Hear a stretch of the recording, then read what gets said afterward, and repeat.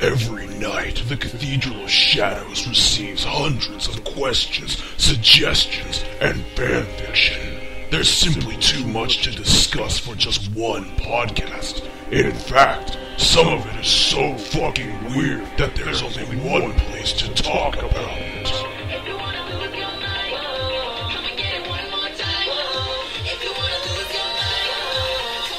S.Link FM versus Shin Megami Tensei Cathedral of Shadows podcast. That's right, we've got everything you need from the SMT and Persona communities right here. Demons, angels, waifus, featuring Dante from DMC. We got it all. So don't touch that dial. It's time for another crossover podcast.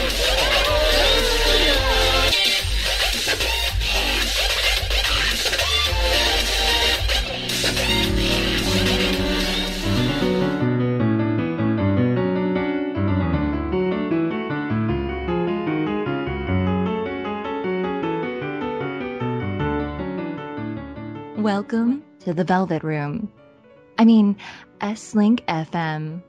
Hello and welcome to the 28th episode of S.Link FM. I'm your host, Levito, and... I am Rasen, and I'm from the superior hardcore podcast, Cathedral of Shadows. I'm here with my buddy, Katsu. Hi, Katsu. Hey, what's going on? So Dante isn't with us today. No. So hardcore they can't even make it off YouTube. Oh, shit! Okay. And we also have Norgo here. I just didn't have enough time to think of something smart or vicious to say, so hi. Okay, there you go. That's fair enough. And we also have the Stellar Armada with us. Oh, well, hey there, guys. How are you doing? And it's great to have the Cathedral of Shadows guys here with us on a crossover podcast. What we wanted to talk about today is I have actually dipped my toes into the true hardcore mainline series. Well, I guess it's not the mainline series, but to a whole facet of people, anything that's not Persona is the mainline series. And Katsu has stepped down, and he's jumped into the total weeb casual mode by playing Golden. Yeah. So I'm playing Soul Hackers, and he's playing Golden. So I figured we should start off. Basically, the idea of this episode is we're going to talk about kind of our experiences, and it doesn't just have to be about me and Katsu and the fucking games we've been playing. It can be about what we want to happen with Persona 5 in terms of difficulty or, you know, whatever. What lessons have been learned, can be learned from the past games and applied to the future game.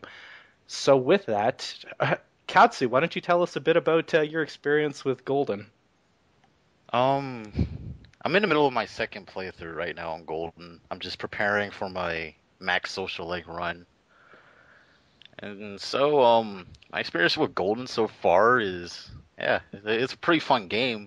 It's really easy, but it's fun. Mm-hmm. I think part of the reason why it's so fun is because it's so goddamn easy. But, I like all of the new additions that they've added to Persona 4 Golden, like, Marie, the Adachi social link, which I'll get to in a bit. You do like Marie. Marie's like a big... Yeah, Marie's cool. Marie's like a big point of contention. A whole bunch of people hate her. Waifu wars? No, not even waifu wars. They just hate her. Oh. I like Marie. I don't see why people hate her for. I've actually...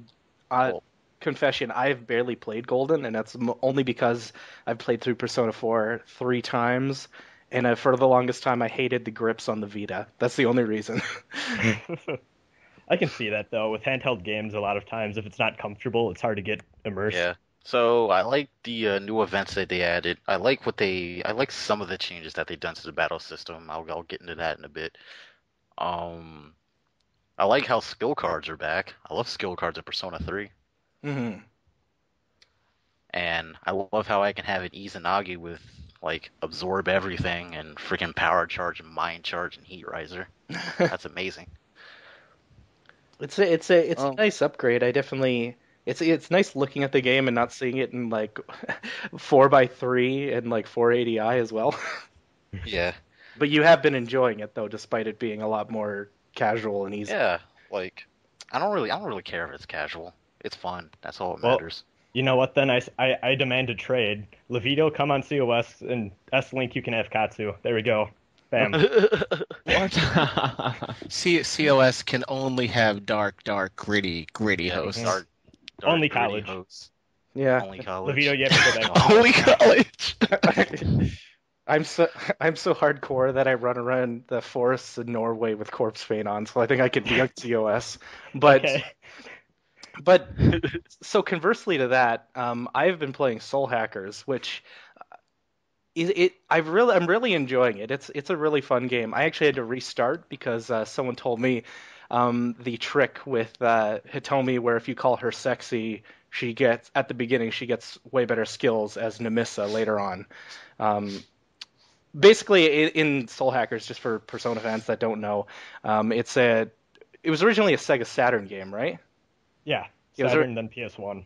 Yeah, and then then 3DS. and now it's on 3DS. And basically, the premise is it's in the near future. It very much came out in the wake of the late 90s, where they're like, oh, the internet is so strange, and what is this, and virtualization, and blah, blah, blah.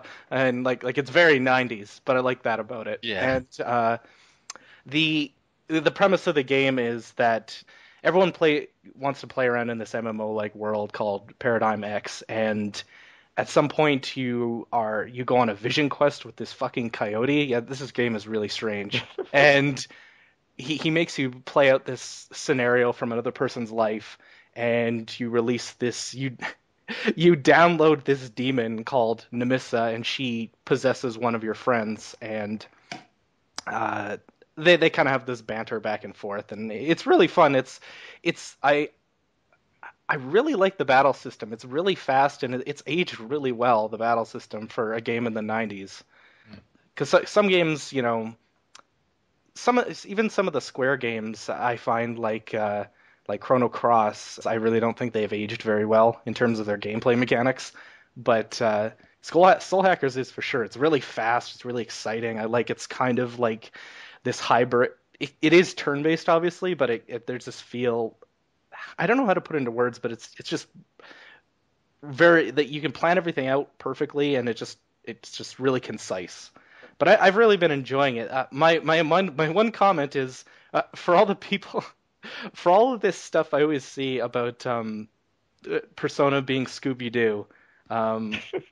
People unironically calling it Scooby-Doo, like that post I linked on Twitter a long time ago. Yeah. The guy that or a few weeks ago, the guy that was like, he was on r/MegaTen, and he said, I really like Persona. I really want to try the other SMT games. And this other guy's like, well, I want you to know that the other SMT is about like theology and these deep, meaningful themes, and Too deep for you. and all this. Too deep for me. And it's very complicated, and it's not Scooby-Doo like Persona. And I'm fucking playing Soul Hackers, and I'm like, motherfuckers are a bunch of teenage hackers in a group called the Spookies, and they run around in a van with a cartoon ghost on it. And I'm like, Wait. this is like what? They're literally called the Spookies. Yes. Hell yeah. Yeah, the spookies. I'm like, this is the most Scooby-Doo ass game I've ever played, and that's fine. I love it. Like I love that it doesn't take itself entirely seriously. And I realize like most of the time people are talking about like Nocturne or something when they're talking about super grimdark. Super grimdark and deep, meaningful plot. But I'm like, it's great. I can't wait to play more of it. I've been busy, but yeah, it's lovely. It definitely reminds me kind of the Persona tone to it, where once you start looking into your allies and their backstories, you start to realize a little bit of the darker elements in it, but then they use that to kind of help show the character's growth, and it's really nice what they do with it. Yeah, I mean, I actually do really appreciate the difficulty, because it is. I know that one's again not Nocturne, but I like things like how, even you moving is like almost a form of currency. Like what is it called? It starts with an N. Magnetite, and it's really cool, just like how that all works. Like I was reading a guide, and I'm like, oh, this is actually a pretty cohesive system. Like, damn, Atlas has always been good at designing RPGs, but yeah, it's good. I actually would like to see some of that in Persona 5. Like I know that something like Magnetite never would be, but it's cool. Yeah, Magnetite. Well, speaking of oh, go ahead. Oh, well, Go ahead. I was about to talk about like getting more in depth on Persona 4 Golden. Okay, Go for it. So going back into the subject of Persona. Persona 4 Golden has a lot of things that I do want to see in Persona 5, and a lot of things I don't want to see in Persona 5. Difficulty aside, because that's a whole can of worms I don't feel like opening right now. One of the things I really don't want to see in Persona 5, and I see what they were trying to do in Golden, but they need to work it to make it not so broken, and that's Rise and the Rise supports. Mm-hmm. Like she has this one support action where she could block all of the enemy attacks, and it's just really ridiculous. And there's another one where she could just mind charge and power charge the entire party. Mm-hmm. And like the ones where she heals your HP and SP, those are fine. I'm kind of half and half on the stat boosting ones, but it's mainly the power charge, mind charge, the blocking all your attacks, and reviving the main character when he dies is like, that's a little too much, Atlas. I can see where they're going with this. They wanted Rise to have a more active role in combat, but yeah. I totally agree. Yeah, I've heard that she's, the idea of fleshing out that support character is good, but like the ways they did it were maybe not the best. I actually want to discuss difficulty, because a lot of people talk about, again, Soul Hackers isn't the super hard game, but it's harder than Persona 4 Golden, obviously. And I just want to contrast and talk to all of you and get your thoughts. What do you guys think they should do with difficulty in Persona 5? My thoughts are, I think they should do this. Obviously, they've got this fan base that all they care about is the story, all they care about is social links. They don't care a whole bunch about the dungeon crawling. That they can appease that crowd by making easy mode super dirt easy. Why not? I don't care. I'm not going to play on easy. And then, like, it sounds so simple, but the one thing I don't like about Golden is just like all of the difficulties are really easy. Even hard is really easy.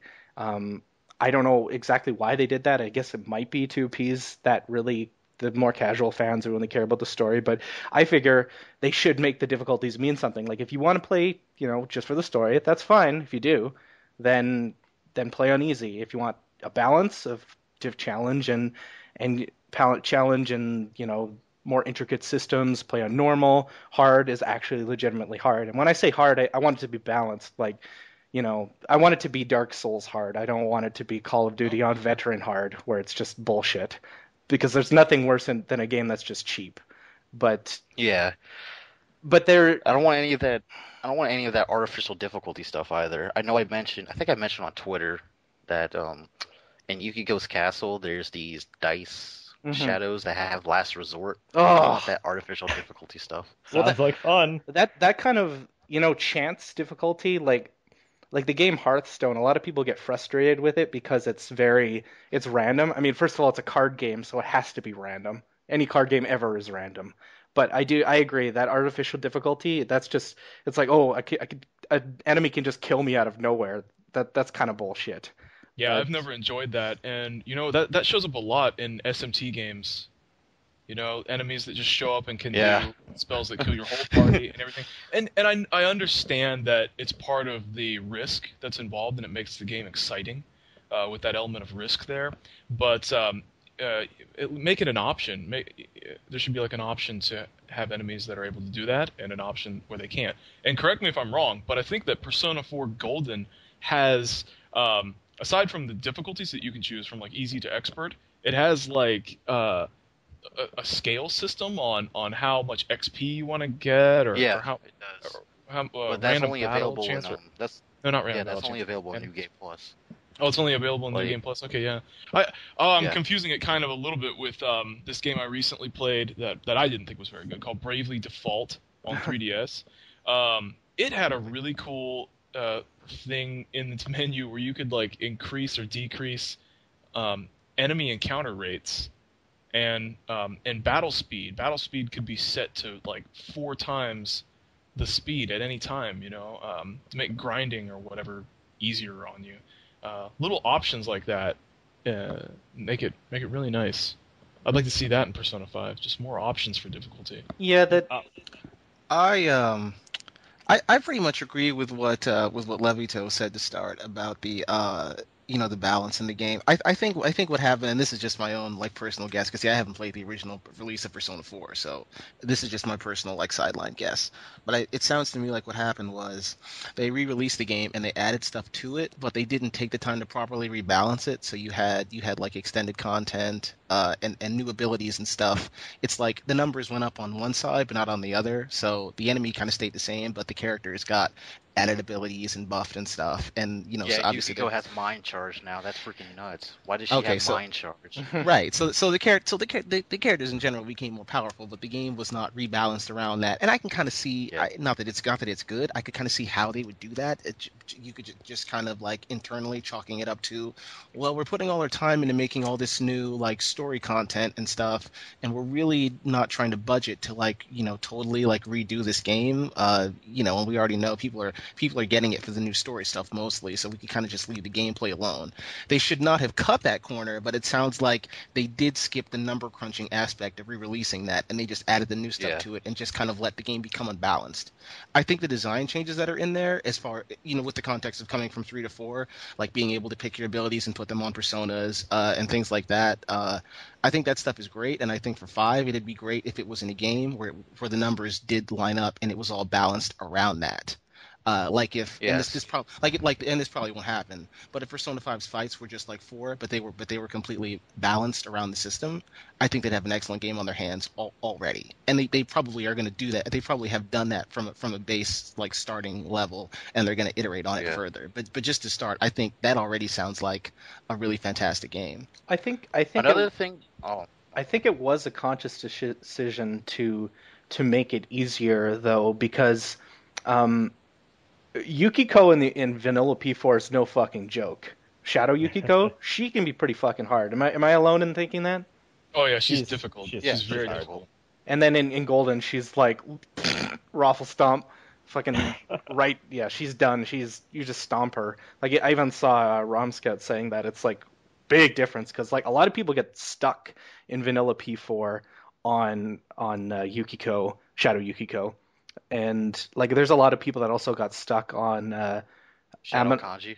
Shadow Kanji and Amano Sagiri, or not Amano Sagiri, Izanami. A lot of people, like, there's that whole thing where like they take the time to fuse Trumpeter to beat Izanami, because she can be tough in that original game, because that fight is fucking long.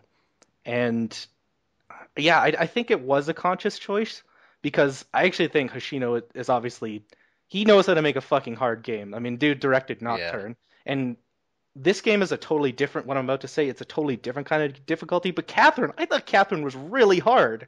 Catherine's really really hard, and I think that's so odd to me, because I think like exactly what you're saying about the difficulty levels.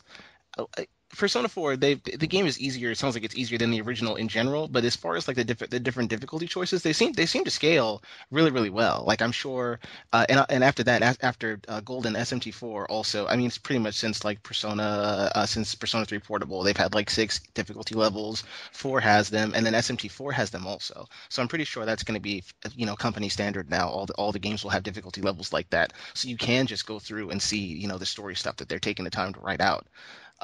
But yeah, Catherine was kind of an anomaly, because it is really hard, to the point where, remember, they had to patch it, and they patched on easy, and I don't remember hearing a whole lot of rejoicing about the easy patch. It seemed like it was still this really really hard puzzle game. Now, so they definitely have talent for that. Now, to be fair, Catherine is a completely different kind of difficulty. Yeah. It's a completely different kind of game than a dungeon crawler. It's like, because like you kind of need the right brain for it, because like I'm sure there's people that they could be. They could probably spank Nocturne or something, but like Catherine just puts them on. It just fucks with their brain. It's like how some people get really fed up with Portal because it's really difficult, but or it can be really difficult, but it's a totally different kind of difficulty is what I'm saying.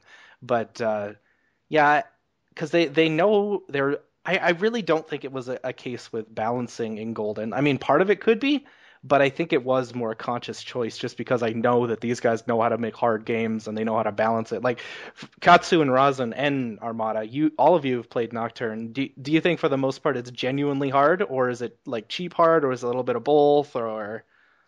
pretty It genuine. can be a little bit of both. Yeah, a little bit of both, but overall I'd say genuine. At least from what I haven't actually beat it, but like for majority that I've played, yeah, it's pretty genuine. Yeah, it's generally difficult. See, that's the thing. I know that they're perfectly capable. I'm my guess is that I feel like they weighed the sort of the what I want to say here.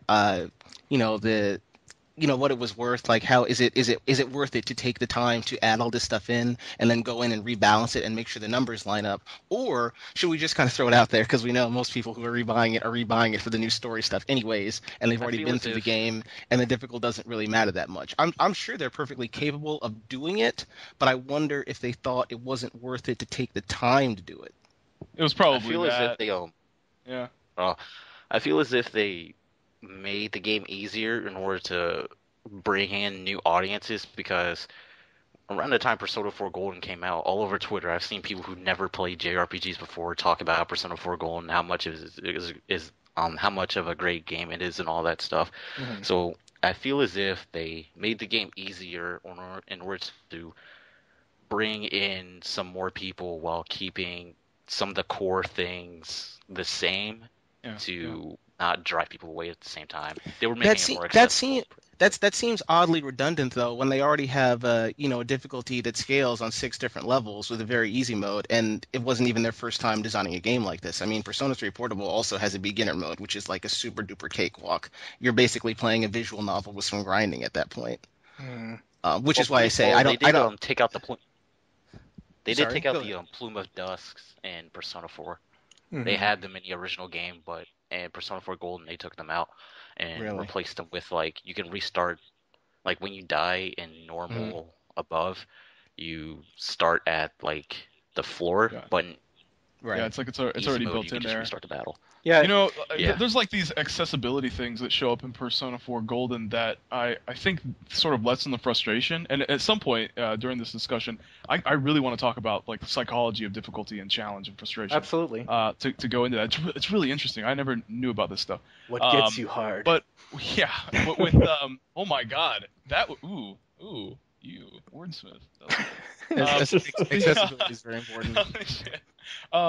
The back to Nocturne, right? Like, I feel that you guys, like, I'm not trying to be like, well, we got a badass here, right?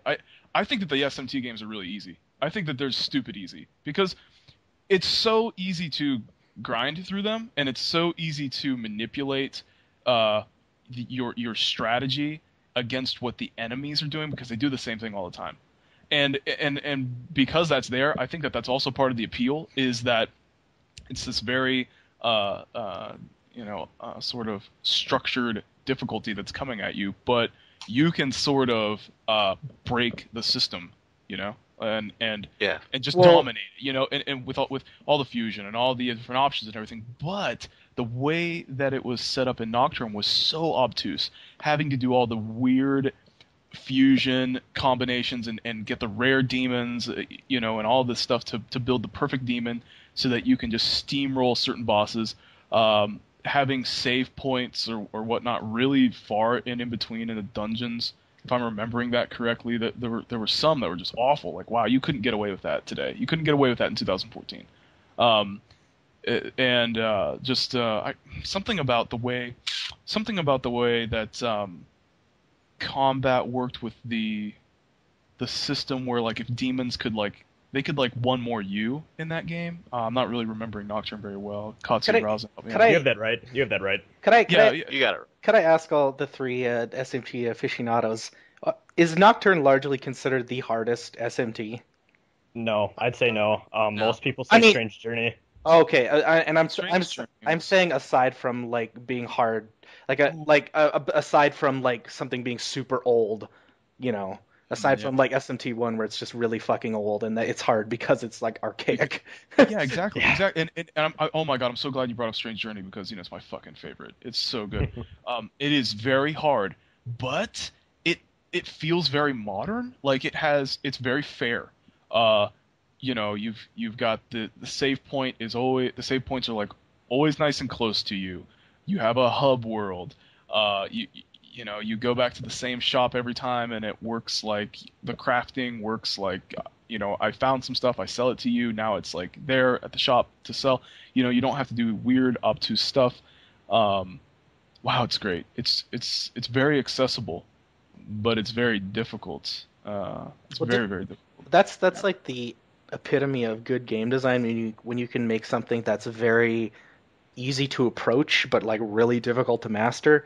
Like I've always felt like StarCraft Brood War multiplayer, it's like there's like the skill ceiling for that game is so ridiculously high that like a really good player is just like, if you've ever seen like an APM like demonstration of a good StarCraft player, it's like it looks like unreal, but it's something that's really easy to understand if you want to just play it casually. That's kind of like my favorite kind of difficulty is like, I mean, obviously that's a multiplayer game, so it's a little hard to compare, but same with Dark Souls. Like people love Dark Souls because it is something you can, it sounds strange, but it is accessible. It's not like Devil May Cry or Ninja Gaiden where like those games are very blatantly for a certain kind of audience that like can remember combos and can remember timing and whatnot, and then like the Dark execution Souls, side of it. Dark Souls, basically anyone can be good at Dark Souls. You just have to think. You just got to be patient, and it is super hard, but it's so incredibly well designed. Dark Souls is like 90% preparation, I'd honestly argue.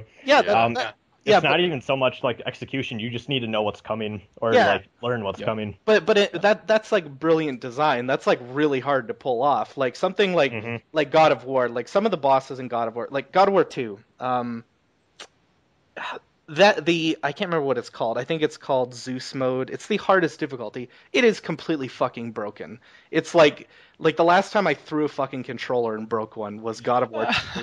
I got so fucking bad. I got stuck at this one part on the hardest mode, and it's like, this is incredibly cheap. And if you're listening, and it's the part where you have to pick up a peasant and you have to move him, and if any of the enemies will one-shot him, and it's the only way you can basically beat it is to exploit. That's how fucking broken it is.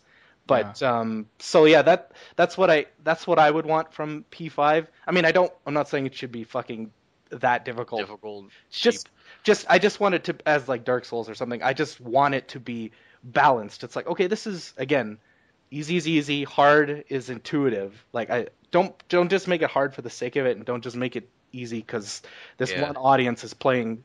I mean, again, if you want a super dumbed down mode, play on very easy. Like if all you want is a story, that's there's fine. No shame in playing on very easy. I don't. Yeah, there's no shame. I mean, some games do shame. Not my eyes. Some games do. You know the I have to bring this up since you brought it up. The game, the original Ninja Gaiden, not the NES ones, the Itagaki ones. If you died a bunch on that, like this game very blatantly shamed you. If you died a bunch, you said switch to easy mode, and then this cutscene would play where if you died a bunch at SMT4, it will switch you to easy. like automatically? Well, okay, so this is what happens. You die one time, and then you go to the River Styx and talk to Charon, and he's like, hey, I'll give you a free pass this time. And then the second time it happens, it goes, okay, I think we need to tone it back for you, and then switches you to easy. You can change it back at any time in the menu, but it's pretty shameful. But what Ninja Gaiden does, the original Ninja Gaiden, it's so fucking... Like, I remember it happened to my buddy, and he quit the game because he's like, fuck that game. But what it does is this: one of the ninjas in the game like says like, you are a pathetic dog, and your character's laying on the ground all beat up. And he's like, you are a pathetic dog, and we have to use the stars to make things easier for you. And then she throws a shuriken on you that has a flower, and for the rest of your game time, you have to play with like a fluffy, like a pink flower on because you're such a wimp. Oh my god! Wow, that's awful. It's hilarious. Like I never got that, but it's like I kind of like that because it's like, wow, it's such a blatant fuck you, but it is kind of horrible too. Like, one thing I want to bring up though is we were talking a little bit about the difference between balanced gameplay and archaic stuff. Now, Levino, I want to ask you, did you mess around? If you touch the bottom screen at any time in Soul Hackers, I don't know if you saw this. There's like difficulty modifiers. Did you mess around or play with those at all? I saw it in the settings, but I didn't really touch it because I didn't find the game. I mean, I'm not that far in, but I didn't find it very difficult at the time, so I just left it at default. Okay. I really like what they did with those. So for those of you who don't know, at any time in Soul Hackers, you can click the bottom screen and it brings up like 3 options, like overall difficulty. Do you want it to be normal, easy, or hard? And then there's like a little bit different stuff like map. I think one's like a map setting. And then the other, which I really like, is well, I should explain. Every demon in SMT has an alignment, and in older games, if you had a chaos demon summoned, you couldn't summon a law demon because it'd say, no, I'm not working with that guy or whatever, because, you know, our alignments differ. Yeah. Modern SMT has dropped that, like in Nocturne and Strange Journey. Alignment doesn't matter. You can have whatever demons you want out. So what they did in Soul Hackers is they let you choose if you want to play it more like it was intended, like old school, or if you just want to play by modern standards and just be able to summon anything. I thought that was really cool, and I want to see that in more remakes if we ever get more SMT stuff remade down the line. That's a good point. But yeah, it seems like we're all kind of on the same page where we want it to be kind of catered to both, because obviously there is like this audience that like I think there was an article recently that was complaining about how SMT4 wasn't like Persona 4, but I don't know if it was relating to difficulty. I think it was more relating to like content or something. But there is this audience that like they would play something like, even, you know, they'll never ever want to touch something like Nocturne. Again, that's fine, but you know, I want it to be difficult, because like something I've always thought, like say you're playing a game that's got this really rich story, and there's something that's always bothers me in kind of fiction in general, but in games it applies the most, where say like I am the biggest, you're fighting this guy, he's the Lord of the Universe, he's Satan, he's the most powerful thing ever, he's Frieza from Dragon Ball Z, I don't care, he's just super powerful guy, and then you just stomp him. It's like, wow, that was so underwhelming. It's like, you know, when you spend I'm sure we've all played a game like that where again, the original Ninja Gaiden, the last boss of that is a complete joke, which is really funny because that game's really difficult. But that's something that I don't like, is like, I don't want the, you know, there's this sense of like grandeur, I don't know what you want to call it, when the final boss especially is difficult, and when you beat him, because you really feel like you accomplished something, whereas like it's like, okay, I am the Lord of the Universe, and you just like beat me up with your, you know, your golf club. With your freaking Yoshitsune. I actually want to I actually want to say something about that. I guess the final day of Persona 3, you fight Strega. I was really depressed that fight wasn't harder. Like, okay, so I've said easy. Yeah, I've said this before. I am like the biggest sucker for like anyone who's like a rival, or like a rival boss fight in video games, like Gary? Metal Gear Rising, Jetstream Sam. That, oh my god, that one fight made the game for me. Oh yeah, completely. But like, so you get to Strega, right? And they're like the dark Persona users. And you can pretty much autopilot the entire way through those fights, and I was so bummed out by that. Like, it should have been like super hard. They're exactly on the same level I am. Kind of reminds me of the Adachi fight in Persona 4. He's pretty easy, even though like Amino Sagiri comes right after. He's still ridiculously easy, especially for all that shit he was talking. He was talking all that good shit, and then he just gets beat. Yeah, he can run his mouth, but he can't back it up. You know, I'm glad you brought that up, Levito, about like this whole thing about the end bosses being difficulty. That it should be building up to that big moment, so that when you accomplish it, you pat yourself on your back and you're like, oh hell yeah, that's such a great feeling. And I know, Levito, you know what I'm talking about when I talk about MMORPG bosses and how they're constructed like World of Warcraft or Final Fantasy 14 or whatnot, or Guild Wars 2. Those bosses are constructed in a way to be very challenging for many people, like, you know, a dozen people or whatever fighting them, and they're very difficult, but when you finally beat it, you're like, oh my god, that was awesome. That is such an achievement. I love that feeling. And I really wish that these single-player games would have that. And the SMT games, for the most part, they do. And they have a lot of secret bosses as well. Because, you know, I mean, like, difficulty, of course, it's relative. So it's like you get to this really hard boss, and you're like, wow, that guy destroyed me. He kicked my ass. Okay, I'm going to grind a little bit, do some more little side quests, build up some more gear, build up some more demons and skills, and then approach him again, and you're like, haha, now I kicked his ass. No, that in itself, it's like its own reward, too. Well, because... You know, like you bring up MMOs, and I played WoW, World of Warcraft in the vanilla days, and Oh yeah. the days of Ragnaros, the days of Onyxia, and basically really they're considered cakewalks now, but they were really hard at the time. And Oh, I know. Yeah. there was this I was bot- there, man. Yeah. There was sorry. I was there. We sound like war veterans. I or know we're something. like war buddies. I was there. I know Nixie was there. But Onyxia was this dragon that for the longest time was really difficult, and there was always this sense when you were playing that, like, don't go in that instance. That's where Onyxia is. That there's like this looming danger. And I remember That reputation. that first time I went in there, and you see her, and you turn around the corner, and she's this big gigantic dragon, and she's just sitting at the end, and you're like, I'm not ready for this. There's literally like that feeling, and then you get into the fight. And like you don't want to screw up. There's you and 39 other people because at the time it was a 40-person raid, and you're like, oh my god, I can't screw this up. Don't get kicked into the whelps. And like you spend hours and hours and attempts to beat this boss. And when you do, like I remember the first time, one of the highest highs ever in gaming was the first time I killed Onyxia. I literally like threw off my headphones and started cheering when we downed her. It was so good. Now I'm not saying that we should have bosses that literally take months to do. Yes, that's the best. No, I don't think any single player game is like that. But there is that satisfaction in it, and it does elevate the narrative because, like, if they build up this super badass in Persona 4 or Persona 5 and then you just like go in there and bitch slap them, it's like, well. This is like, come on. Yeah, like, when I first fought Adachi back in the original Persona 4, I was like, oh my god, it's the culprit. He's about to beat us all up with his freaking gun persona, Megatsu Izanagi. He's playing no games. And then one power charge later, he's done.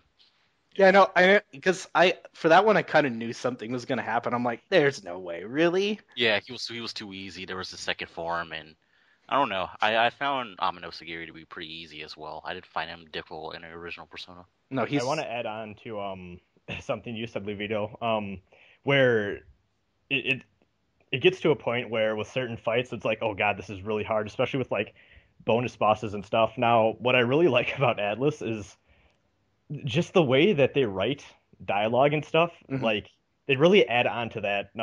I think the perfect example of this is the ultimate bonus boss in SMT4, where I don't want to spoil anything, but you're fighting him, and you have 8 turns to beat him before a nuclear ICBM kills everyone. And you have your little AI partner lady saying, hey, you have 5 turns until we're all blown to hell. And like, it's like, oh shit, like I need to think about everything I'm doing and do everything perfect, or else I'm done.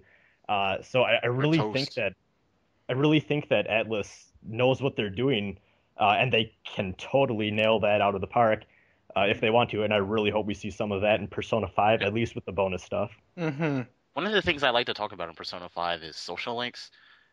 In Persona 4 Golden, we get introduced to the Adachi social link, which I think is probably the best social link in that game. So good. And I like how they incorporate his social link into the story. Like, once you get to social link rank 6 with Adachi, you can't advance it anymore.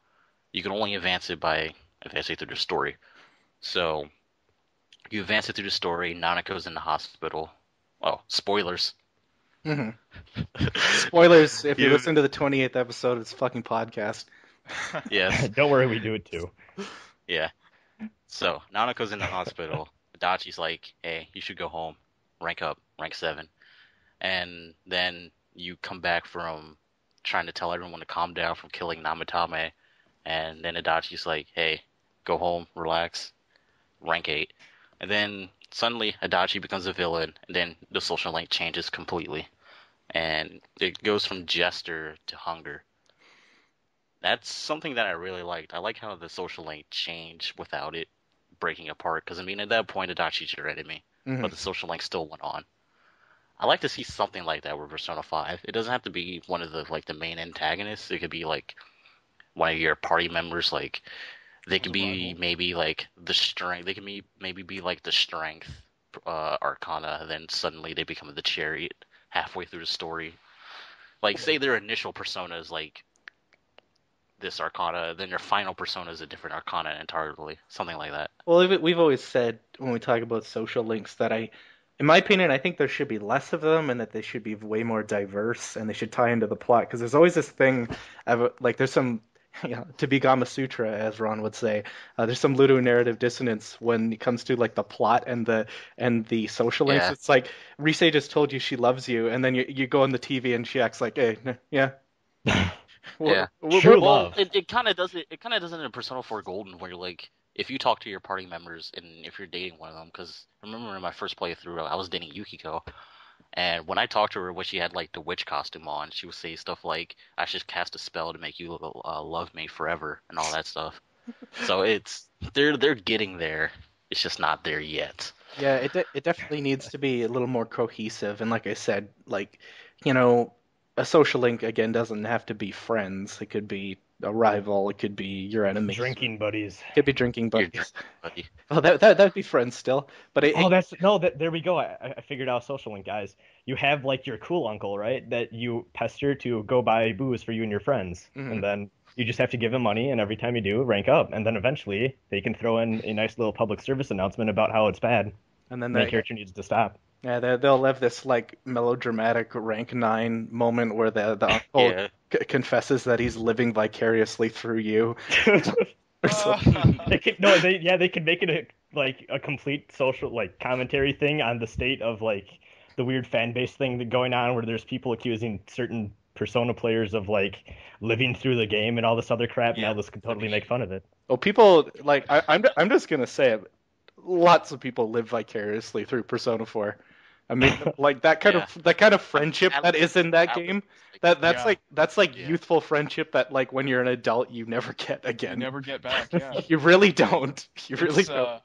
It's amazing. Oh my god. That a lot of people play it just for that, and that's why a lot of people like. I remember seeing a Reddit post on r/Vita, I think it was, of this guy that he was like getting worried about finishing Persona 4. He's like, I don't want to leave this world. I don't want to like. I feel like these are my friends and whatnot. And he's like, I feel like he was like all like worried about it. And first of all, I'm thinking like, fucking restart the game then. The game. Yeah, it has to end. First thing I did.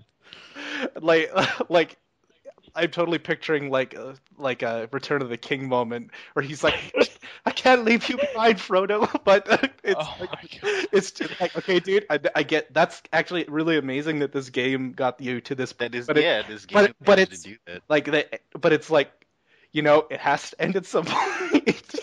Yeah. And then he threw the What are Vita we into gonna the do? lava, and all was good. What are we gonna do with Persona? What's that? What are they gonna do with Persona 5 then? It's like I have a feeling that game is gonna bring about more feels than Persona 4. It's gonna have more waifus, more feels, more all of that stuff. They should have that in the back of It's the gonna be box. worse. More waifus, more feels. that's a Yes. that's a bullet point beside like PSN feels. But Waifus, feels. it's gonna be Yeah, you know that black tab that goes in the back of the boxes that lists everything. It'll be like features, trophies, because they just may as well just throw in everything that people hate. It'll be like trophies, multiplayer, DLC, waifus, feels.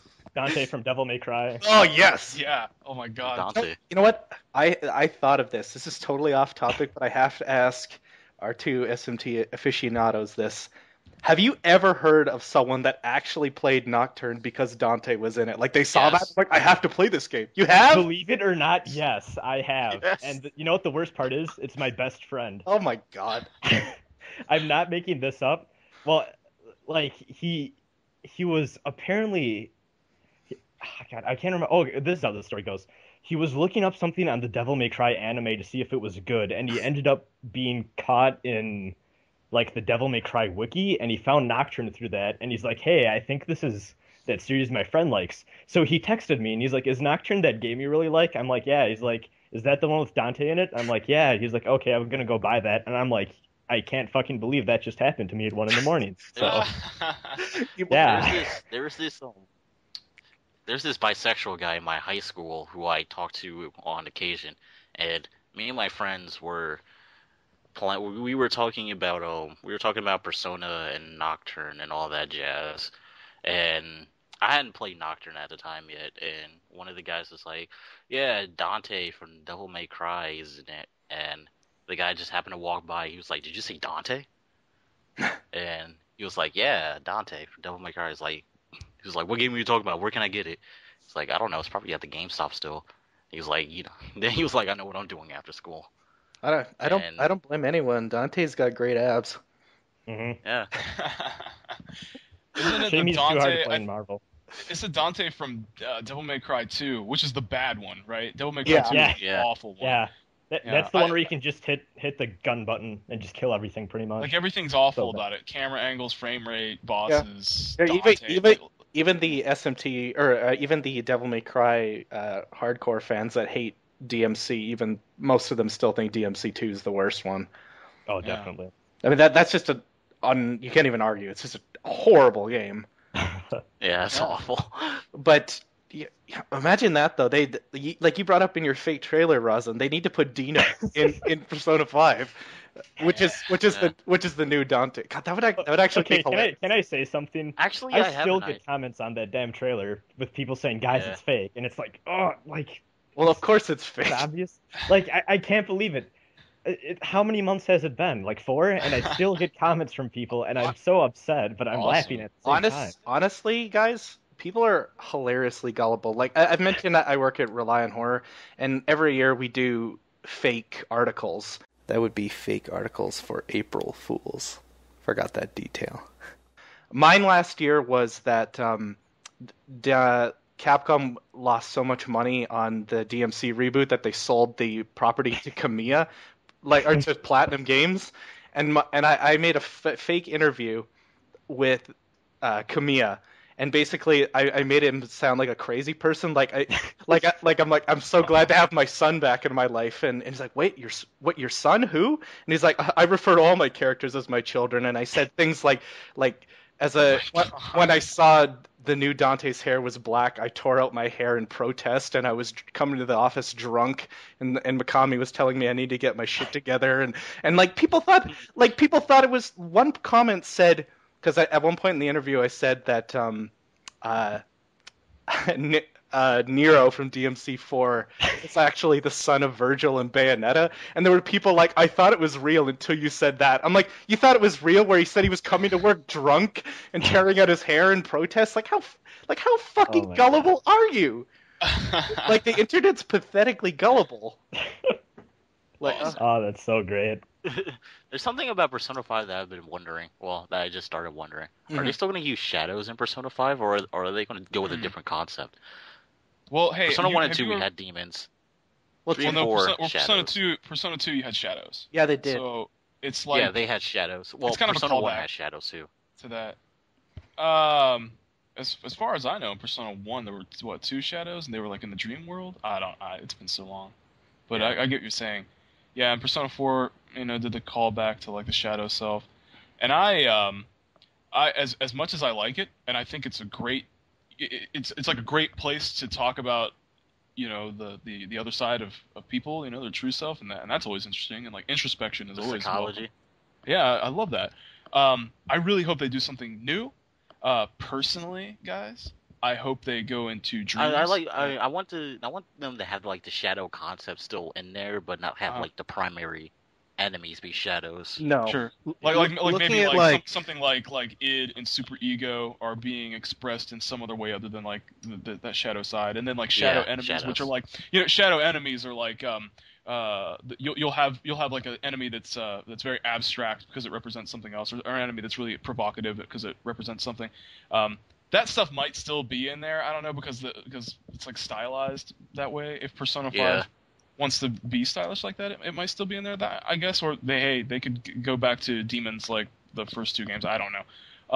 But hey, back to what I was saying about the sort of canvas that they use to get into describing the characters and whatnot. I really hope that they use dreams, because I find dream and nightmare psychology like really fascinating, and there's a lot that anybody could do with that, and I don't think that there's been many RPGs out there that go into the dungeons in I was about to say the dungeons in Persona 5 will be based off characters' dreams now. Like that would be really cool, I think, like characters Yeah, it dream would be cool. nightmares, because like so much happens and shit. We could make a podcast all on its own about like dream psychology because it's huge. But there's a lot that happens in dreams, and there's a lot that happens through developmental stages of youth, right? Like we've all been teenagers. We all know what it's like to be stressed out by high school and college and whatnot. And it's a very stressful time. And when you are stressing out, you do not have time sub or pre-consciously to compute that stress, to handle that. And so you go to sleep in your stress and when you're tired and whatnot, and you dream.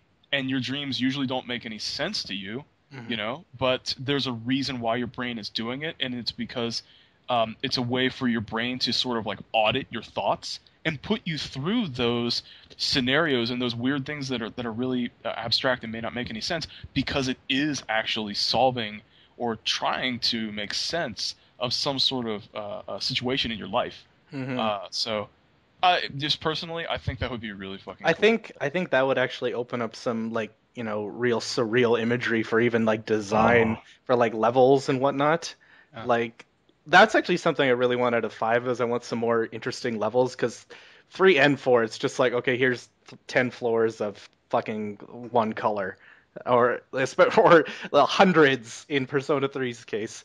But what you were saying on dream states and everything, what dreams are often so nonsensical. Like for me, it sounds so strange, but I have to bring this up. A couple of weeks ago, I had a dream that I was at like a coffee place with someone from Respawn, the guys that made Titanfall, and this person was imploring that I make the next one, like just me.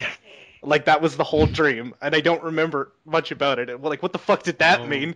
You name it Waifu Fall, right? Waifu Fall? Oh, that they need, like we've always said, me and Ron, like they need to make Call of Duty modern waifus, but they never do. Speaking of dreams, I don't know if anyone here has played a PS1 Japanese game called LSD: The Dream Emulator at all? No. No. It sounds like something I need to play though. Okay, yes, it does. Yeah, you're the horror guy. You should be all over this. So basically, information on this is kind of scarce. At least it was when I checked it out 2 summers ago. I found this game just through some random forum post, right? And I'm like, this is really weird. So I researched into it. And then I convinced my friend Sparky, who some of you may know from some episodes of Cathedral of Shadows. I'm like, dude, we need to like download this and just play it over Skype or whatever. And we played it for like 2.5 hours, and it was pretty much like having an acid trip. So the I guess the premise of the game is that this one lady decided she wanted to create she wanted to talk about her dreams to people, or let people experience her dreams. And she did this in 3 ways. She released a journal, like a journal she made. Every morning she'd write an entry about what she dreamed about. She made an album, and then she met up with some programmers and made this game. And like, apparently none of it really makes any sense, even if you look at the entire thing together. Like, it just doesn't make any sense at all. But you can kind of piece things together. Like, there's all these crazy theories like that. I saw this one guy say that, like, there's these little, like, fetus-looking things that, like, would attack her or whatever, and, like, some are like, oh, well, that obviously means she was abducted by aliens, and just, like, crazy shit and all this other stuff. But it's such a fantastic game, and all the game really is you walking around in this dreamlike world and basically reliving her dreams, and it's really fascinating just trying to come up in your head with what the hell she could have been thinking about in her life at that point.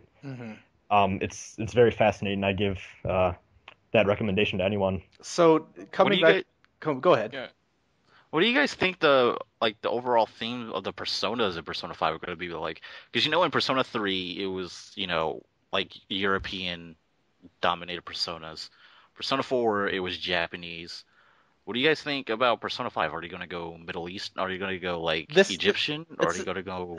This is actually interesting you bring this up, because David Weisse, who talks to who sends us lots of tweets. Thanks for listening, dude.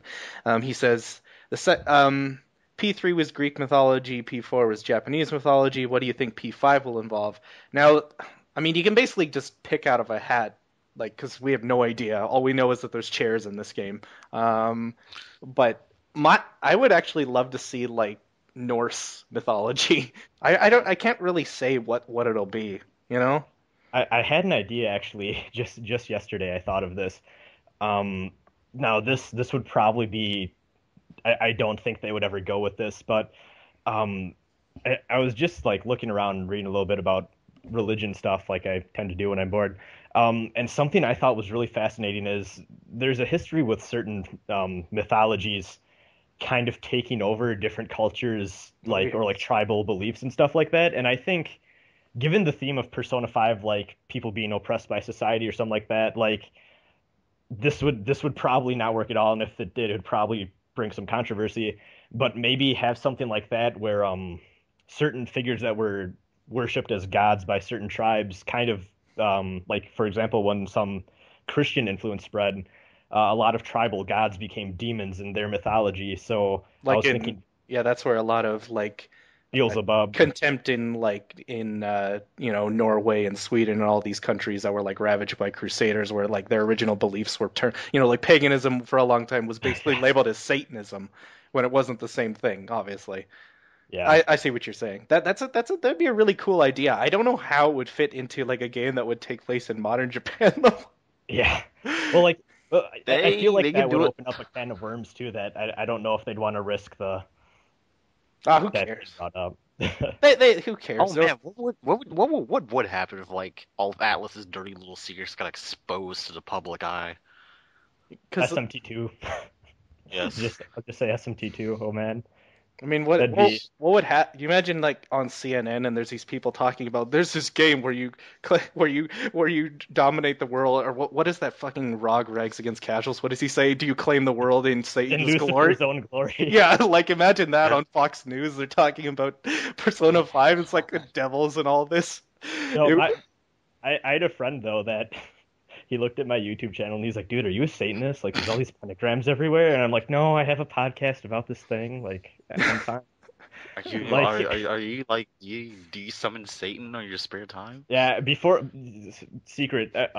record a podcast, I go into my basement, right, and I sacrifice like 2 goats.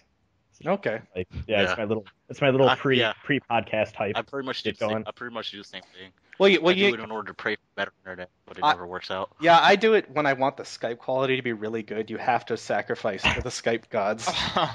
Yeah, exactly, the Skype god. But I really like all these ideas. But the whole idea, generally, of Persona 5, I don't think it's going to be like shadow confrontations like 4. Like 4 was very like the theme was truth. 4 is like facing your true self. Yeah. Yeah, so it makes sense. The whole game's theme is truth, where I don't like this is more about, being pressured, being trapped. A lot of people are stupid and take it literal and think it means like you're going to be in jail. Silent You're in jail now, kids. I think it's going to be like to me, it sounds like it's going to be more similar to Persona 3 in terms of a group of characters that are sort of confronted with the situation that they're forced to be in. Because if you think about C's, what they have to go through is fairly stressful, and it's not really by choice. They're kind of like they're the ones that have these powers, and so they have to sort of do the right thing in the face of adversity. And obviously they struggle with that. I mean they're literally, spoilers, looking death right in the eye. So I think five to me, looking at that, lovely interview that Pepsi Man translated for all of us, to me, it sounds more like 5 is about sort of like, not really introspective confrontation, but more about sort of dealing with the situation that you're in. So I think like the bosses and possibly even like the personas or the enemies or whatever, I think that's going to be like manifestations of like people's like stress, and possibly like their coping mechanisms. Like one interesting speculation that somebody had that I thought was interesting was like in the P5 teaser, you can hear like a bottle popping like a cork, but then you can hear glass breaking also, which could be like that bottle or like a window or something.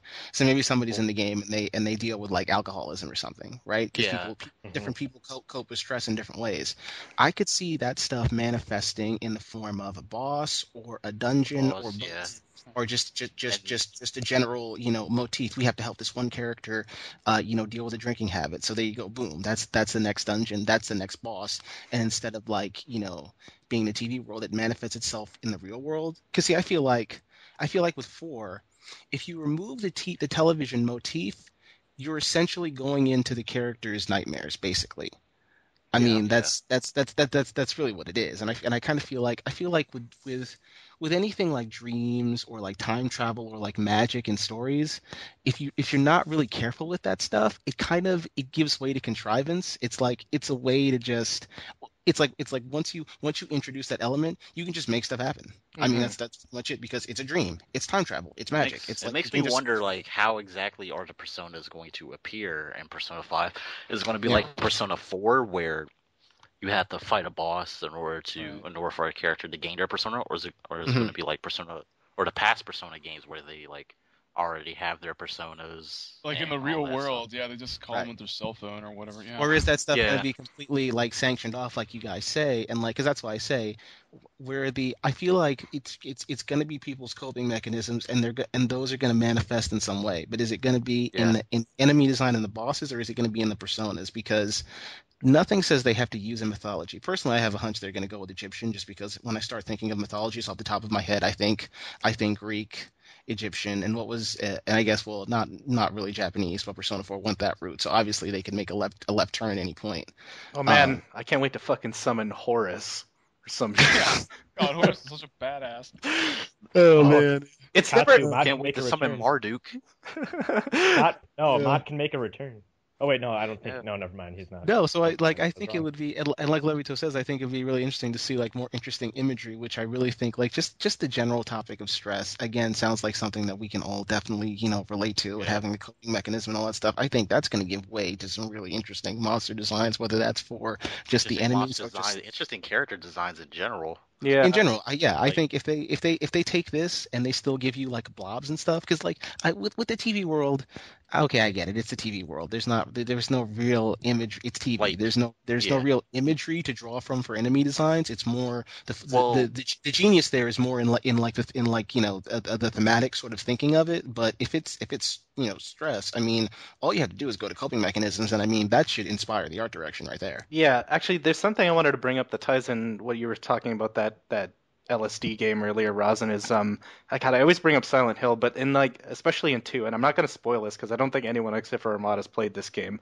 but like a lot of the time you'll see this imagery, just like literally horrific imagery in this game, and it's not horrific in like there's gore or something. It's just like it's like actually unsettling what you're looking at, and you're like, is this just here because it's trying to be shocking or it's trying to make you feel uncomfortable?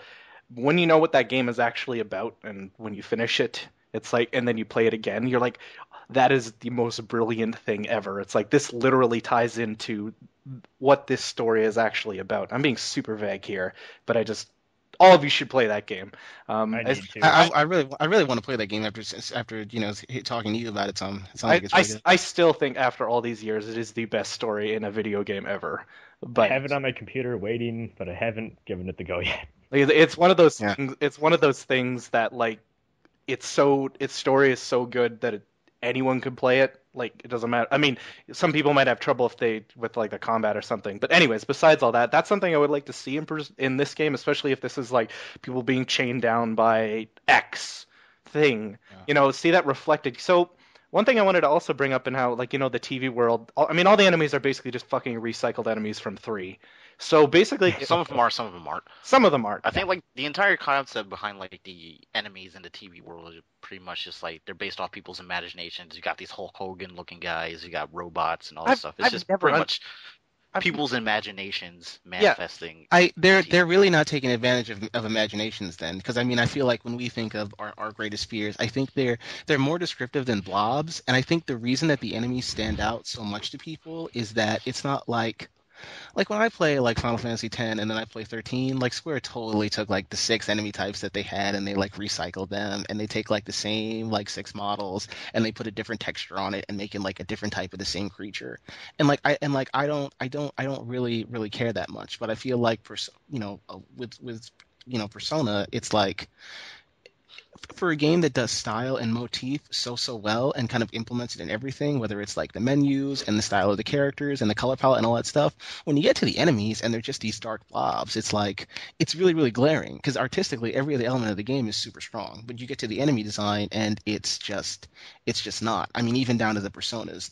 As from our perspective, the personas are really good looking, but the things that you're fighting them, The personas, apart from like a handful of bosses, like I know, like I feel like Izanami in her final form in Persona 4 is a standout, like and then like Thanatos and stuff. Apart from Nyx, apart from like a few like that you can name like off your head, the enemy designs are like really meh, and the art in Persona, meh is not a word that people would use to describe the art in Persona, so it just makes it stick out even more. Part of the reason why like some of the Persona designs are pretty meh, or I'm not trying to say he's a bad artist, but Soejima does have some limitation when it comes to monster design. Oh, I agree. Up until Persona 3, all of the he's Personas not the were demon designed hunter. by Kaneko. I like Kaneko better for the demons and the Persona. I just think he's more creative there, but I like Soejima's people better. But Soejima's people were much Kaneko better. draws vampires. Well, Soejima needs to work on his Dude, neck. Kaneko needs to open up a DeviantArt page and just start cranking out the Twilight fan art. Because I'm telling you, commissions, dude would clean up on commissions. Oh no, dudes, you don't remember what I drew, or the inspiration for Lisa or for Maya, sorry. It's in the chat if you want to see it. I'll link it in the show post so everyone can see it. But that's what I've always thought of when I see some art from Kaneko's art from Persona 2. But... Oh Jesus! What is this? It's this is monstrous. It's Marilyn Manson with like hard boobs, but with her outfit, I made it in about 30 seconds. There's like a single tear rolling down my face right now. You can't see it, but it's there. But no, I do really. I mean, and for both of them, less so Kaneko, there is like coming up. I think we've said this before, but coming up with some of those designs for literally hundreds of Persona must be nightmarish at times. Oh, Jesus. I know like some of the new Personas in Persona 4 Golden were designed by Kaneko. They weren't designed by Soejima. Soejima only designed the main characters' personas. It'd be cool if they did if Soejima did more of the Persona and or not Soejima, Kaneko did the Persona and Soejima handled the people. I know that they're not going to do that because a lot of people suspect that Kaneko is working on a new SMT series, isn't he? Yeah. Wait, no, I'm convinced that he's trapped in a freezer somewhere. I mean, I think he's on ice. Yeah, I think he's gone. He's pretty much the Walt Disney of Megami Tensei. Yeah. that definitely is it. So where did we want to go from here? I think we've kind of like run that into the ground. Well, I want to talk a little bit about a game I recently downloaded known as Shin Megami Tensei 1. Oh my! On my iPhone. Yeah, you heard that right, people. So I've been pretty excited about this since its announcement. A lot of people are pretty down on the fact that it's on Apple devices, but I do want to say I'm actually pretty happy with how they handled it. I talked about this a little bit in like other videos and stuff I have on my channel. SMT1 is very archaic. It's very old, even compared to games at the time. Really outdated in terms of design choice and gameplay stuff. Now, what I do like about this version, though, is they take a bunch of minor annoyances within the gameplay itself, and they kind of patch it up a little bit. So overall, I actually, it kind of reminds me of Soul Hackers, even though technically this came out before that in Japan. They do this really well, where they just kind of patch up all the little minor annoyances, and it actually makes the gameplay experience really awesome. And something that's really weird is that they're taking the terminology that they localized over for SMT4 and putting it back in the game. So it's like this weird. They had an article about it on Silicon Air. Yeah, that was actually a good article. But like it's this weird sort of thing where usually the place where the demons come from, they kind of localized it differently depending on who was working at the time. But like some fan translators called it the Abyss, some called it Makai. SMT4 they called it the Expanse, and now they're going back and calling it the Expanse in SMT1. And as someone who's played through the fan translation about 2.5 times now, it's just so odd seeing that terminology in this game I'm so familiar with. And I'm really just so happy. It hit me today. MegaTen as a whole is getting to a point where Atlas can risk doing projects like this that aren't necessarily going to sell the greatest. And they're able to bring stuff over like this. And even in that one article that Katsu was just talking about, the interviewer asked, "Hey, are you guys planning on localizing SMT2?" And they said it'd be fun, but there's no plans right now. But I don't know. Hopefully in the future we see something off that. Is there anything in that really old game that you find is missing from any of the modern SMT that you wish was back? Oh yeah. Well, this is very hard to describe, but I will say I feel like Shin Megami Tensei 1 is the full package, and other games kind of take elements from that package and just kind of do their own thing with them and I guess improve on it, but it's not the full picture. Usually in most other SMT games, you are either trying to prevent the world from being destroyed, or you are walking around a world that has already been destroyed, trying to salvage what's left and to make a new society. What I love about SMT1 is you get both. You get, I guess, little bit spoilers, but for the first fourth of the game or so, you're walking around and you are trying to prevent America from nuking the hell out of Japan because there's demons everywhere. And no matter what you do, you fail. And then you get warped out because of magical reasons. And you come back 30 years later and everything's falling apart and your allies, this is the dark and edgy part, your allies decide that they don't want to hang out with you anymore. Fuck your worldview, mine's better. They go their separate ways, and then this post-apocalyptic war starts to come out depending on who people side with, Lucifer or God. And it just comes to this great head, and it has this great sense of pacing to it that I don't think any other SMT has quite managed to get yet. Mm-hmm. So I just want to see like a full experience again. Hopefully SMT5 delivers in that regard. I think in some ways that comes from a lot of really old RPGs like that are... I mean, I'm not sure if this is quite what you were getting at, but they always feel like there was a ton more features, and some of that comes from the games are so cheap to make. Like, I'm kind of a veteran of the old Fallouts and games like Planescape Torment, where these super difficult games, super complex, like, I've actually have not played Fallout 3 or New Vegas, but like Fallout 1 and 2. Fallout 2 was like the hardest RPG I've ever played, just because it's like, here is like 4,000 really complicated systems. Have fun. They don't tell you shit. And like even today, it's one of my favorite games ever, but going back to it is actually really hard because I'm just like, Jesus Christ, this is just like, I mean, I appreciate this, but it's like, God, I don't have a fucking time for this. But like, even some of the most complicated RPGs you'll ever play, are all of you familiar with MUDs? It's just a little bit. I messed around with them, but I never could. A MUD is It's just get into them. It's just a text-based RPG. It's basically what the MMORPG used to come from. Like, it's basically a command line game for your computer. You can download these still, and they're actually pretty fun. But there's like these. They're active. Yeah, they're still active. A lot of people play them. Like, they're really sophisticated, really depth. There's no visuals though. It's all text. Like if you come across if you're doing some dungeon crawling in a MUD, you'd be like, oh, a troll came up to you. And it'll describe this in text, and then you have to like execute the right commands to like beat it. Like, it's super, super like hard. I don't know, hardcore, but it's also like a very specific kind of person has to play this. And like yeah, but like there is like that sense where I don't know if this is going to happen with Persona 5, but the more expensive the game gets, some ways it's not even a matter of accessibility. Well, it is but it's also like we can't afford to make this game as obtuse or as expansive as X game or X game prior, just because it costs us so much to make. Because I've been thinking Persona 5 probably is not going to use any recycled stuff. Is that a fair guess? I mean, maybe like I think that's very fair. I don't think anything is going to be recycled. I think it's interesting to see people keep saying like, well, they're probably going to recycle their demons from like SMT4 or something. Like, I don't think it's. Yeah, I think people have like chosen to read a little too deeply into the whole. Atlas has been like kind of having trouble with Persona 5. Like that's welcome to game development. Everyone has trouble. It doesn't mean that it's like a BioShock Infinite situation where they like literally restarted 4 times or something. It just means they're making a game. Making a game is hard, and it's taken so long. I definitely think they spent a lot of time making assets.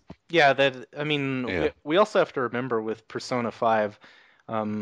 After they finished Persona 4, they started working on Catherine, and we don't really know how big the Persona team is, right? Yeah, we don't know how big the team is, but we know that they made Catherine so they could get acquainted with the hardware. But then they ditched Gabriel and they built their own engine. Yeah. If Catherine came out in Japan in like what, February of 2010? 2011. 2011. Okay, so let's make a guess and say they took I don't know, 6 months to make a game engine at that point. So their game engine is done in the fall of 2012, and then they have to spend time after that still even pre-production to map out what they're actually going to do with the game, right? Or that was probably also happening concurrently with the engine development. If you just count from Catherine up and just make any sort of guess about the game, about the actual engine and pre-production. The game has not been in the works for all that long. It's not enough certainly not enough to worry. I think it's possible that they could be facing they could have faced some development troubles. I don't think it's a matter of all's fine and dandy just because it is pretty crazy that Persona 4 is fucking 5 years old. It's been 3 years since Catherine. It could just be a matter of. Correct me if I'm wrong. Wasn't SMT1? They showed the first trailer a year before the game came out, right?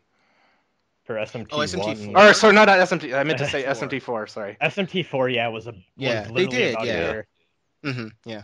They might be doing this thing where they don't want people to use the BioShock Infinite comparison, where it's like one of these games that's been in development for so long that by the next time you see it, it doesn't look like the same thing. Which is exactly the way you should do it. There's a whole number of.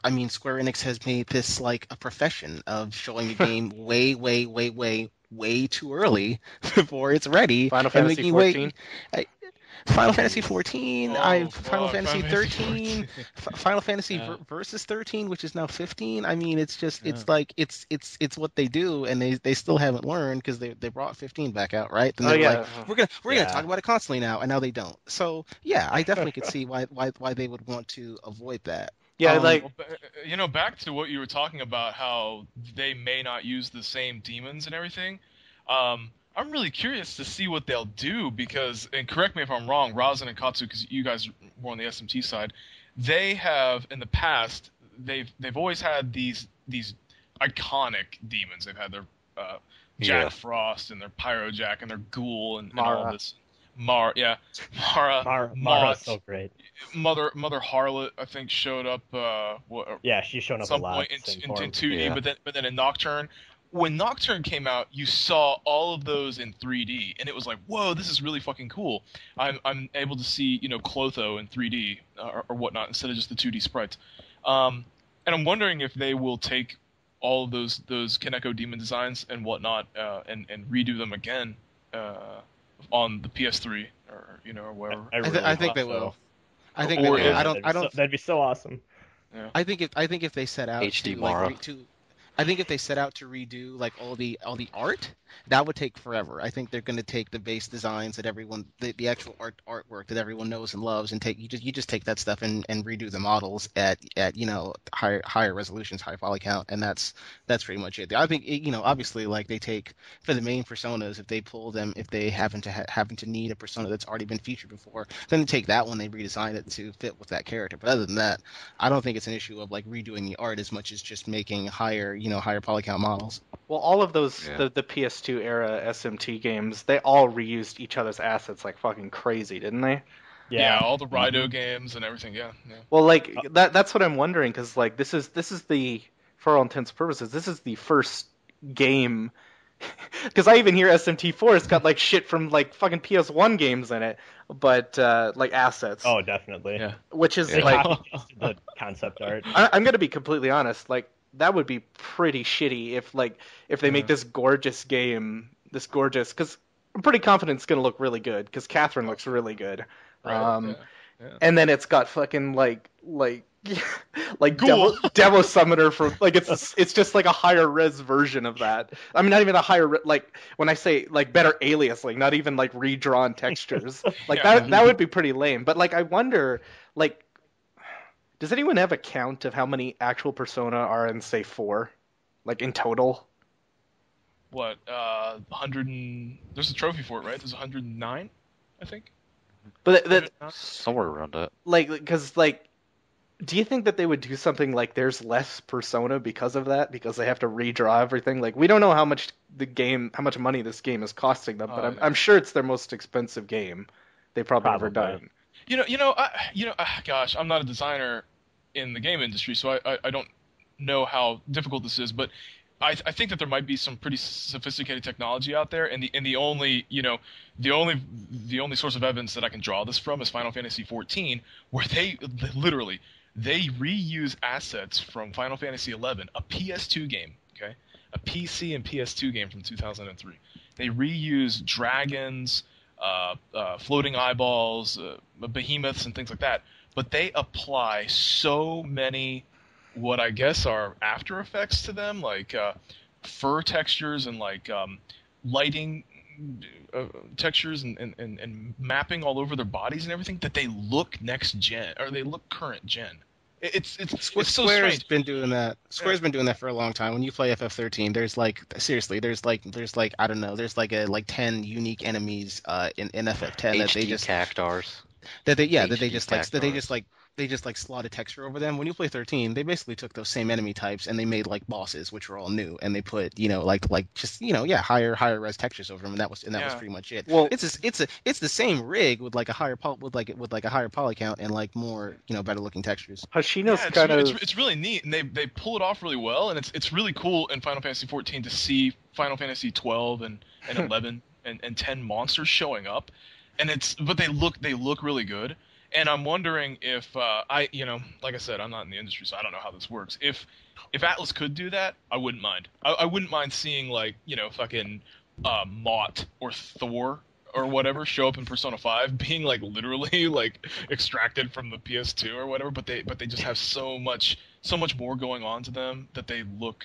Well, I think they could look do pleasing. that. Yeah. I think they could redraw the textures even. That's fine. I'm just saying, like, if literally all they did was to import the model and like it had better alias, like that would be pretty fucking lame. It looked like a bad mod. That'd be so bad. 'Cause That'd that be like SMT4, where they did Now, that exact thing. one thing they have to consider is like as long a game as like Persona 3 or 4 is, there's really like they've cut corners in ways you don't notice, because like if you think about it, like a game like Final Fantasy X, we'll take that was a massive project because there's so many giant environments, there's so many things going on. When you think of it, but like Persona 4 is way longer than that, but if you think about it, there's like only so many environments you go to, I am always amazed by, if you take it like just like you're saying, if you take a step back and you look at that game from a raw content perspective, there's only like a handful of screens that you ever go to. The soundtrack is not really that big. There's not that many character models. The dungeons are basically like the same.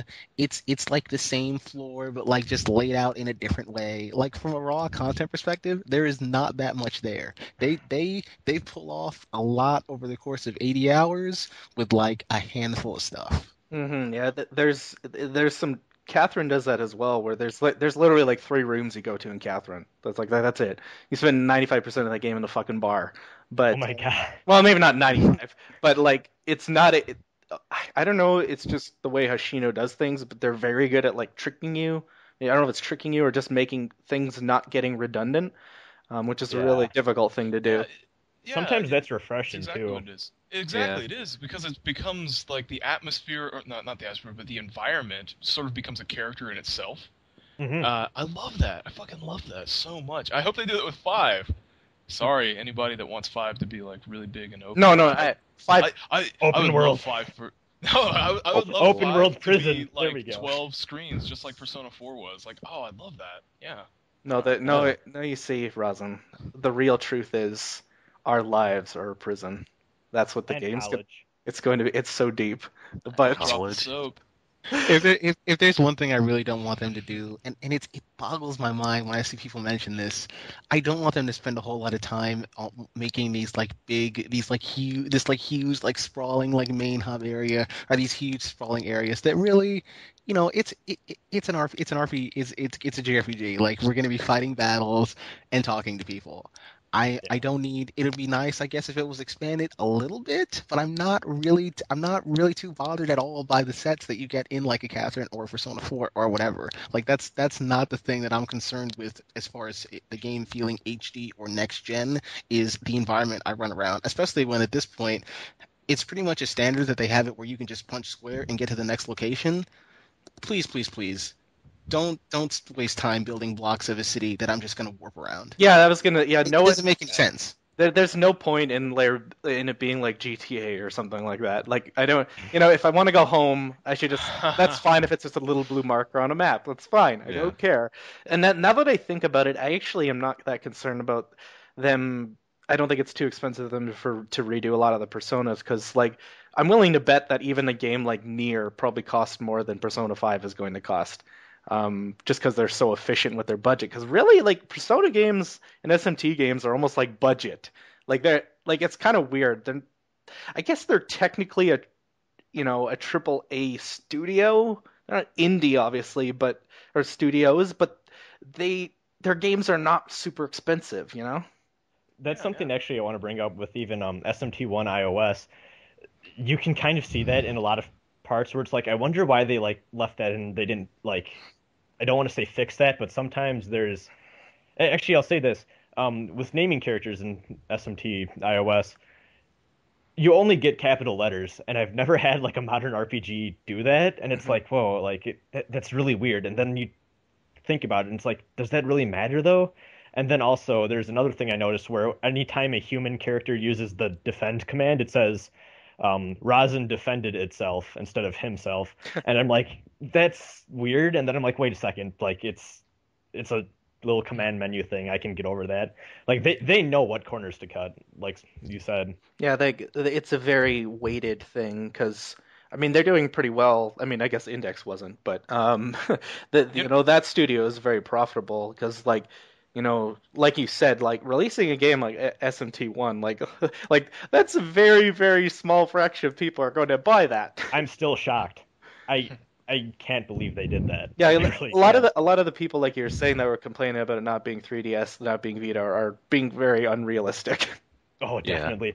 Because what happened? It happened with Soul Hackers, where there are so many people that were Megami Tensei fans, and they're like, "Oh, I can't wait to go back to the series roots and play it." And Soul Hackers is even more recent than SMT1 is. And then when Soul Hackers came out, a lot of people wrote it off and said, "Oh, it's too old, it's too archaic for me." And it's like people don't seem to understand that just for a general gamer that's surfing through PSN or the eShop or something, if they see something and they have to like forgive the game to enjoy it, they're not going to spend the time if that connection isn't there. Like it's a very small set of fans that will enjoy these games. Yeah, I think people need to adjust their expectations. Like I said, I really love the old Fallouts, but I know for a fact that people that got in with 3 would probably not like those games. They're a totally different beast, and they are very archaic. As much as I love them, they're really archaic. Like even like old Resident Evils, as everyone knows, I really like 2 is my favorite. But I know people can't play that because like the camera and everything fucks people up. But it's people just gotta adjust their expectations, which again comes back to the whole it's on a console thing. I still kind of think it's a miracle that Persona 5 is a console game because they wanted it to be. They wanted it to be a portable game. Yeah, they said mobile, but I'm pretty sure they meant like handheld, like a DS or a Vita game. And honestly, it makes more sense for them, right? Their primary audience is Japan, and handhelds dominate there. Like a lot of people. I mean, I don't know if you guys saw the NPDs, or not the NPDs, but the sales. But the PS3 is not doing, or PS4 is not doing well in Japan. And I mean, like part of that is there's no fucking games at all for that market to buy. They're not going to play Killzone in Japan, but because like I see that and like because like there's still people, especially on fucking Gaff, that are like, why isn't this a PS4 game? And even me in the past, I've said I want it to be a PS4 game because the PS3 is so fucking slow in menus and all that, and I've said it a million times, but I'm so glad it's a console game because I still prefer consoles, and I think it's kind of nuts that game even is. You know, like they take the time to, they knew enough people wanted it to be a console game, and like, you know, that company, they do a lot for their fans. What I think is funny is there's so many people that they're complaining about it not being PS4, but then I've seen it a lot where those are the same people that go, "Wow, I can't believe Persona 4 is a PS2 game. They do so much with the like. I can't believe it's like the hardware is so good and how they use it. I can't believe it's on the PS2." And then they're complaining that it's not on PS4, and I'm thinking, you know, maybe they could do that again, but with the PS3. I trust Atlus enough. Rasen, what they actually have to do, everyone. What they have to do is they have to give the game to John Carmack. It's going to be a CryEngine 3 game. It's going to have a new physics engine. Yeah, a Fox engine. They could have Raiden can make an appearance. Fuck Dante. Yes, as long as it's Cyborg Raiden. They can release Persona 5 Prologue or Persona 5 Ground Zeroes and sell it for $40. Then all buy it. It'll be a vertical slice demo. I mean, experience. It's a pro. I mean, it's the first part of the game. I mean, so like, yeah, people. Nyarlathotep sent us to hell. It's gonna be infinitely replayable. It's gonna have 1080p support, Oculus Rift support. It's gonna support 4K displays. But wait, how is it gonna do that? How do you say it's gonna? Because there's gonna be a PC version released on Steam that is totally just gonna bust up your rig. It's gonna have the best graphics that you've ever seen. This game is gonna make Kojima cry because Atlus is stepping it up. They have literally kidnapped Square Enix's CG team. That's how Persona 5 is going to look. No, God, I'm already a waifu.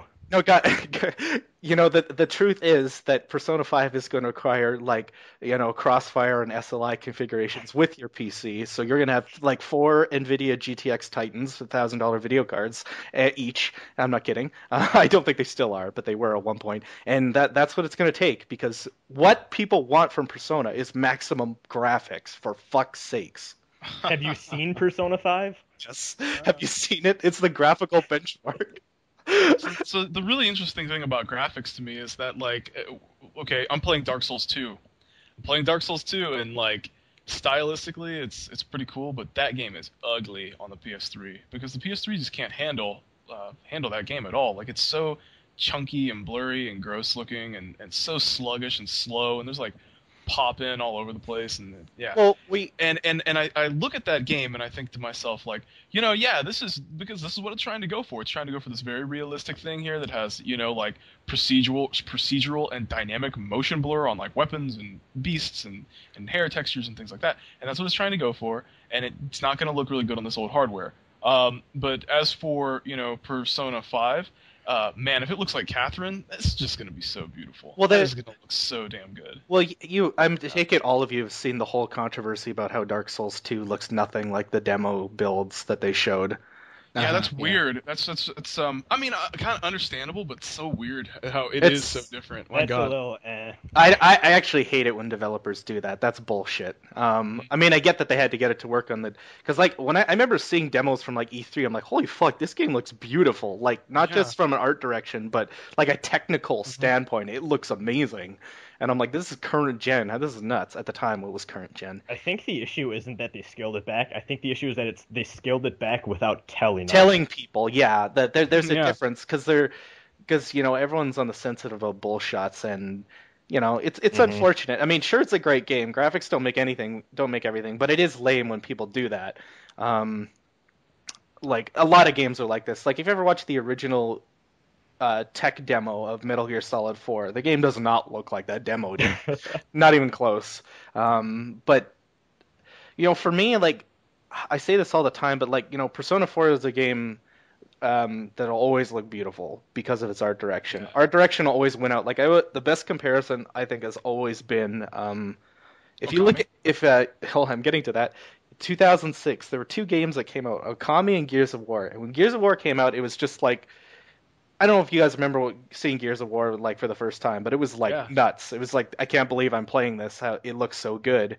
But now Gears of War looks like garbage because it's all technical. It's all like, what we were just talking about, John Carmack, high res models, high res, high AA, high, particle effects, all these things. And Okami was just this game that was pure art direction. It's this game that'll always look beautiful. It still looks beautiful. Like, I can never get over how beautiful Okami looks. It's just gorgeous. Like, art direction goes a long way. Like, there are games like, what's a good example? I just played through the Resident Evil 4 PC edition, and I can't remember the name of the art director. He did like Resident Evil Remake and 4, and he's doing the Evil Within. But there is even just aside, like the whole Okami is super bright and colorful thing. A really skilled art director can make even a game that's kind of supposed to look realistic still look great. Like that Resident Evil 4 game still looks fucking gorgeous. The best thing you can do is combine the two. Like my Twitter feed tonight is everybody's using that PS4 share feature to tweet pictures from Infamous, the new Infamous game. Yeah, and it looks really realistic. But those shots of those sunsets, those shadows, that lighting, the way the city looks, the plants and stuff, the water. That game has a style to it. It looks really realistic, but it's got a good. If they had a really good art director, and I feel like the shots I've seen, you would probably have to make an active, conscious effort to take a bad photo of that game. It's it's probably the single most photogenic AAA game I've seen in like a really long time, and that's because. That's because the models and stuff look good, but the art direction is good. That's a game that's going to look good because it has a good art direction, and I think that's when you really. That's when you really look for a long. It's gonna look good for a long time. For a long time, yeah. Well, yeah. Oh my god, I want to play it so bad. It's like burning a hole in my desk right There now. are even games like Half-Life 2, which I still think they look great because the art direction is so good. And that game was going for photorealism. Similarly, in 2004, a game came out called Doom 3, and that game looks fucking hideous. It is the worst art direction. I honestly always thought Doom 3 looked kind of bad for that exact reason. The art direction was always way off. It just always looked grimy and I love that game, but that visual design. I always thought that everything looked like they were like inflatable, like it looked like everything was made out of like rubbery balls and rubbery. Oh god, that game is so hideous. But like at the time, I remember the time that it came out really well because I bought a new computer to run it, and I really was like, oh, this is so great, this is so awesome. But I knew but it's just technical because 5 years from now. This is gonna look like shit. You're exactly right, man. It happens. I think that's gonna happen with. I think 5 is going to be a really gorgeous game, though. That is gonna stand the test of time, or at least I hope it is, because again, it doesn't need the PS4. The only reason I ever wanted it was on the PS4 is like ease of use, because God, it's the OS. Yeah, the PS3 is so fucking slow. Oh my god. And share would be so cool with some moments in that. Now I won't get on that, but that was literally the only reason. I don't want it to look like fucking something John Carmack would make. But so far the next gen difference. I was just telling somebody this earlier, but so far the next gen difference is the OS. It's just the fact that it's why I didn't mind playing Assassin's Creed 4 as a launch game. It didn't look that much better than it would have on PS3, but just getting in and out of the game was so much quicker than it would be on PS3. That's enough for me. Just having that OS and not having to go through the PS3 slow boot up, and then you wait for the crossbar to come up, and then you wait for the game to load, and then you press the start button, and then because it's the end of the generation, you have to wait for this super long initial load time. Do you know how long it is to start playing The Last of Us? It takes about 15 minutes from turning on the PS3 to actually being in the game. Yep, it's 15 to 20 minutes. It's the same thing for GTA 5, and honestly, when I started FF10 HD this week, I had the same problem. I had to boot up the game, and then when the game started, this is a remaster of a PlayStation 2 game, okay? It took about 5 minutes for that initial load to finish and me to actually start the game. I don't mind that so much. Coming from PCs where you have to install your games, I don't care. Yeah, but once the games are installed, it's gone. Fast. But yeah, that's just an ease of use thing. But yeah, I felt that when I did The Last of Us DLC, I'm like, holy fuck! And downloaded it takes 20 minutes, or 20 minutes, what am I saying? Fucking like 3 hours. And then and then I've got to wait for the fucking spinning circles on the OS, on the cross media bar to go away, and then I got to install it and let the spinning circles happen again and let the game down. Oh my fucking god! Anyways, So when you're guys, saying is you felt left behind. yes, I did feel it. Oh god, you wordsmith, silver tongue. That's pretty deep, man. When we were playing Killzone Shadowfall at PS4 launch, and oh god, it was like Natalie and Cheska had a party going and invited all of us, and I had the disc in, and like I wasn't even in the game. I didn't even boot up the game, right? Mm-hmm. That OS, that was like the moment for me. That was like the PS4 moment. I was like, oh my god, I'm getting a friend invite from this person, a party invite, while I'm playing Resogun to play this other game. The system knows that I have the disc in and boots me right to the multiplayer match, and I'm in the match talking to you guys and playing with you guys in like a minute. Yeah, that was great. like fucking awesome for me. You remember that night, right? Yeah. I know that was a long time ago, but that was like that was so awesome. I was like, wow, okay, this is next gen, right? I mean, this is how it's gonna be. Yeah. But we got a little off topic there, but hopefully you still found it interesting. So, is there any... Yeah, this has gone all over the place. Weren't we supposed to be talking about difficulty? I still want to talk about that. What did you want to talk about with regards to psychology of difficulty? Oh, yeah. Well, hey. Okay, so difficulty, right? Had a conversation today with somebody, and this is where it kind of started from. This friend of mine who's, let's just say ultra casual friend or whatever, plays some games, got into Dark Souls 2. It's just totally not, you wouldn't imagine this person playing Dark Souls 2. Got into it for the hype of it, and ended up really liking it. Now, Dark Souls 2, a lot of people say that, it's not as hard as the other games. The Dark Souls, the Demon Souls games are notorious for being very hard and challenging games. And Dark Souls 2, a lot of people say, oh, it's not as hard as the other ones. It's easier. It's more casual. Well, this friend of mine actually did something that Dark Souls 2 has, where at the very beginning, you can make the game extremely hard. You can give all the enemies 5 times HP, all the bosses 5 times HP. They're doing like 6 times damage, that kind of shit. Like every enemy one-shots you. You can activate something that at the very beginning of the game that causes your game to be that difficult. And not knowing what was going on because the game is so obtuse and doesn't really hold your hand through all of these things, my friend did that, and the game became extremely difficult for them. And they were talking about how hard the game was, and I was like, okay, well, are you having fun? And he was like, I'm having a blast. It's so fun. And it's like, what? You're not getting anywhere. There's no progress. Like, how is this fun for you? I couldn't understand it.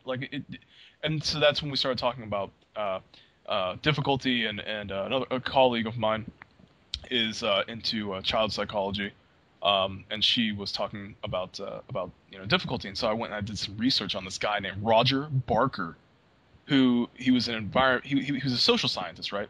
And he studied environmental psychology and the relationship between frustration and difficulty. Okay, and now, we could probably all agree that difficulty is subjective. What Inorigo thinks is hard, I could think is easy, and what Katsu thinks is like really easy, I could be like, that's so fucking hard. It's subjective, and whatnot. And there is some objectivity to it, depending on like how many tasks and obstacles are required to do something. But so this psychologist, Roger Barker, he was studying the relationship between frustration and difficulty, and he found that it's not necessarily the amount of obstacles in a task that made it more frustrating, but it was caused by an individual's success or failure. Okay? So success and failure. Naturally, like, through perceived frustration in something, we're going to attribute things with a high failure rate caused by demanding tasks to be difficult. That's just natural. So in a nutshell, this guy is saying, like, okay, hey, if the thing did not frustrate you, you might not consider it to be difficult. Well, you're probably thinking, no shit, Sherlock.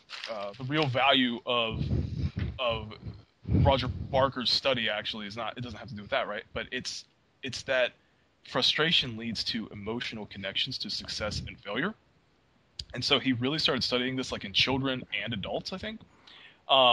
When frustration is not welcome, like when you are not welcoming the frustration, It leaves you disappointed, angry, apathetic, that kind of thing. That's why some people are like, with the SMT games, they're like, these are fucking frustrating.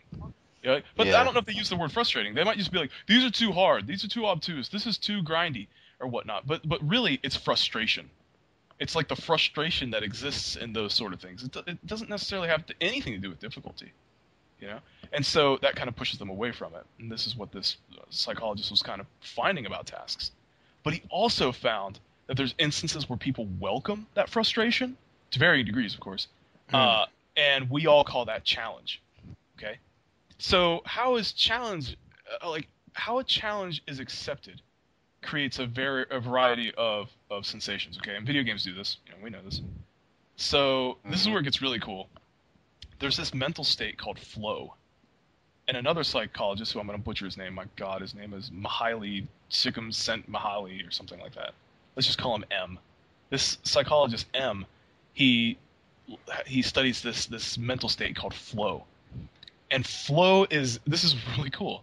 It's like, imagine, imagine you're like Levito, you swim. Like I've seen you talking about swimming. And all of you guys and anybody who's listening to this, imagine you're a swimmer, okay? And you're just swimming in a race. You're swimming. Your attention is focused on your body, the movement that you're doing, your muscles, your legs, your lungs, your breathing, all that. And you are living in that moment. You are absolutely absorbed in swimming because that's what you're doing at that time. And all time around you just seems to go away. You're tired, but you don't care.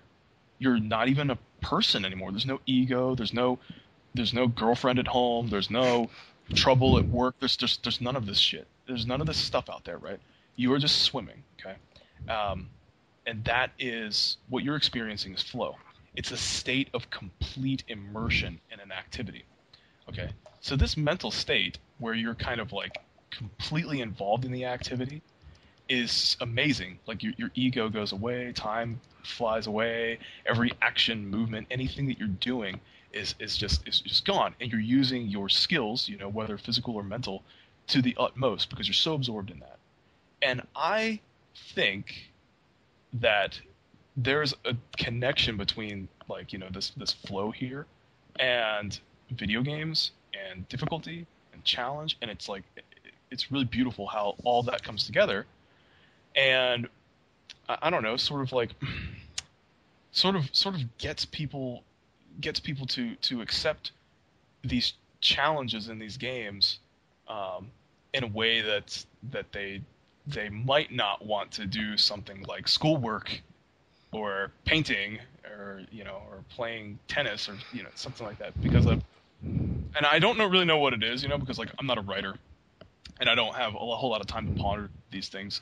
But with a video game, right? Like if you're playing a really hard video game like Dark Souls, have you guys played Dark Souls before? Of course, I have. Yeah. Yeah. I'd say it's pretty hard. I'd say it's pretty hard. Oh yeah, for a variety of reasons, and it can be very frustrating. Which kind of makes that difficulty.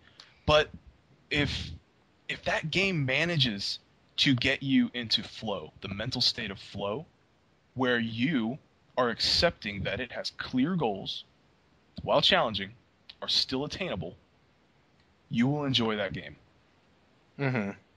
And I kind of feel this about a lot of games. And when somebody picks up a game, like I've done before with an SMT, like an older SMT game, or like in Norigo, I think you tried to play Persona 1 or 2 or something. If you pick up one of these games and it just doesn't kind of get you into that flow or whatnot, and it starts frustrating you, the grinding, the weird, I gotta run all the way to the opposite side of the map to save my game, like that kind of stuff, and it doesn't even let you get into that flow, then the challenge or whatever is just completely lost on you. It's not any good or whatever, and you just sort of let it go, and that's what we call difficult, because it's too, it would go on forever to explain difficulty, but then you just say, it's just too difficult for me.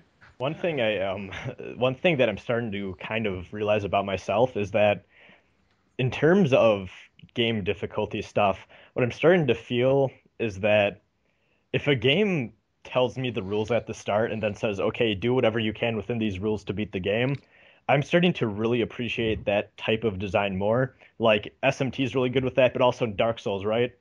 You start out the game, you get out of the asylum, and you're not really sure where to go. Now, naturally, you're supposed to follow the path to go to the first bell tower, or the first bell in the tower. One thing that a lot of people end up doing is going underground and fighting these ghost enemies that you do have the resources to kill, but you need to be good. Yeah. What I ended up doing on my first run, and I still am not sure how the hell I managed to do this because I had no clue what I was doing. I used up the majority of my items that I could to fight those ghosts, and I killed one of the ghosts. I got a lot of XP for it, but I also got a weapon that is a rare drop from them called the Jagged Ghost Blade. And that was actually a pretty good weapon for that point in the game. And I kind of coasted through the beginning section of that, and I just felt so great because it's like, wow, I broke this game's rule set, but not really, so I could progress. And I'm starting to see that I like that type of design more, where I can play around and be flexible. That is so awesome that you mentioned that, because I did the same thing that you did, but I never got any of the items that let you hit the ghosts. I was falling off the pathway into the water and dying, and I never got the weapon. So I didn't achieve any sort of, like, flow at all. I went down there and I was like, this sucks. I'm leaving. And I went the other way. I went the other way, which is significantly easier. But in your case, you went there and you were able to, like, overcome all those obstacles and everything, and it was, like, a really enjoyable thing for you. Yeah, that's really neat. Yeah, person. No, achieving that flow is, like, again, if I'm used like a comparison in just like something in your normal everyday life, like for weightlifting, for me, it's like, a lot of the hard part of a squat is the movement and doing it properly, as opposed to the amount of weight. I mean, on the dumbbell, I mean, that's important too, but there's like this karmatic flow that's, again, a game like Dark Souls nails, where I hope there's you see that in Persona 5 to bring it all center again. I hope there's, what if the game does genuinely get hard, that there's a sense of flow to it all. Yeah.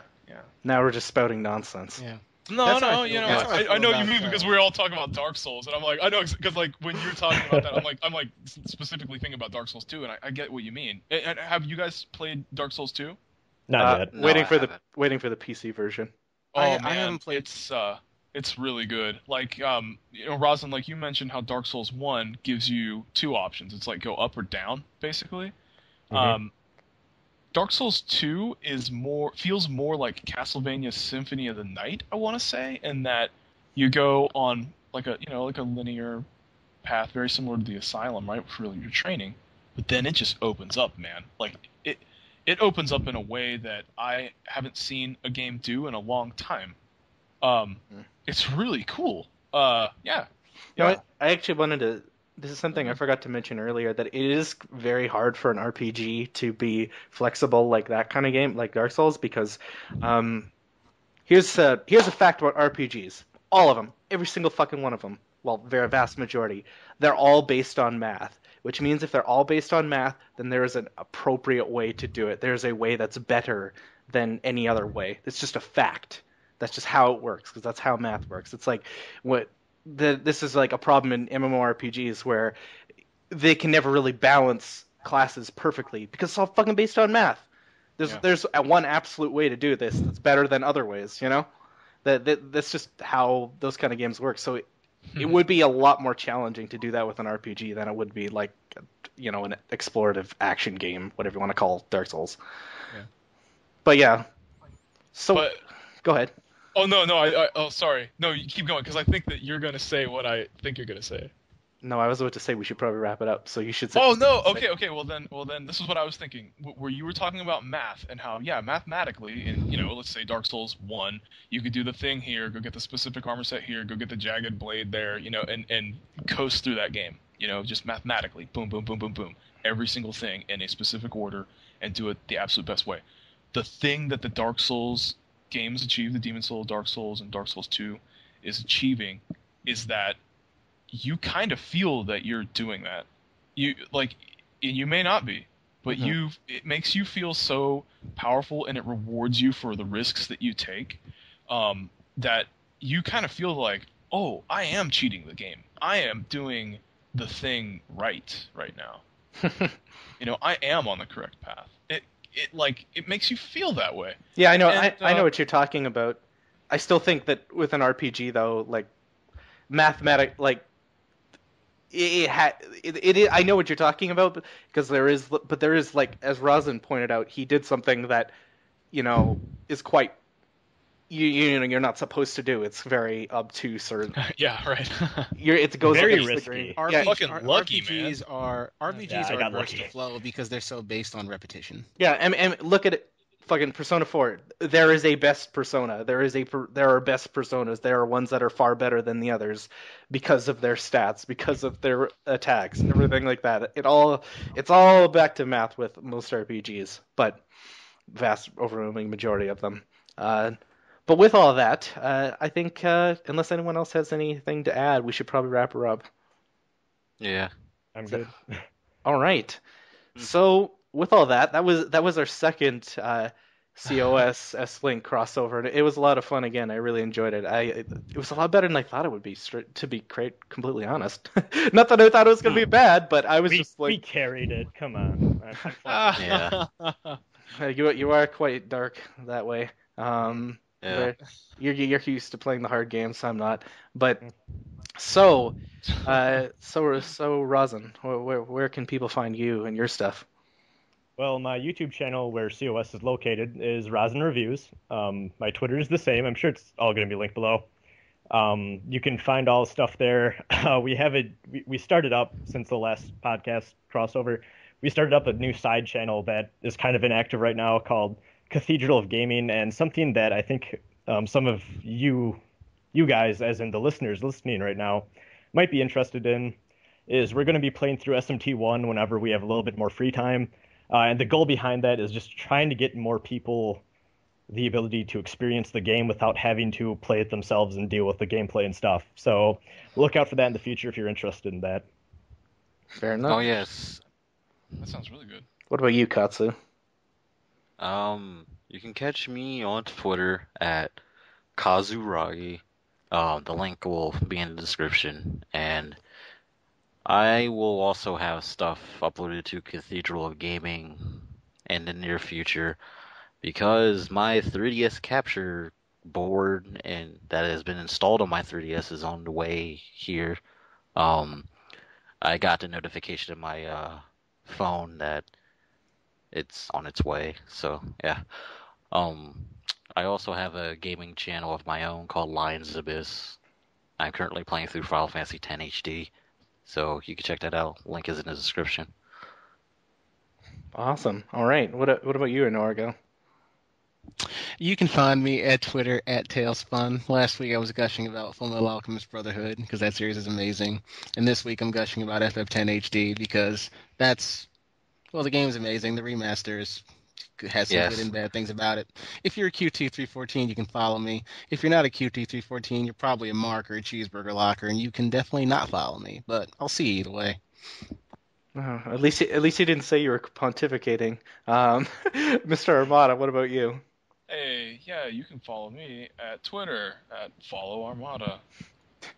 You can send me your stories of hard games and how Persona games aren't as good as SMT because they're not as hard or difficult. Oh, I Because forgot. they're not as hard or deep. Yeah, it's not hard or deep. It's Edgy. they're Needs more edge. hard and deep, man. We could go many ways. Anyway, Wait, I just remembered. Before we do, we've got like 2 questions, don't we? Oh shit, that's right. Look out. All right. It's open.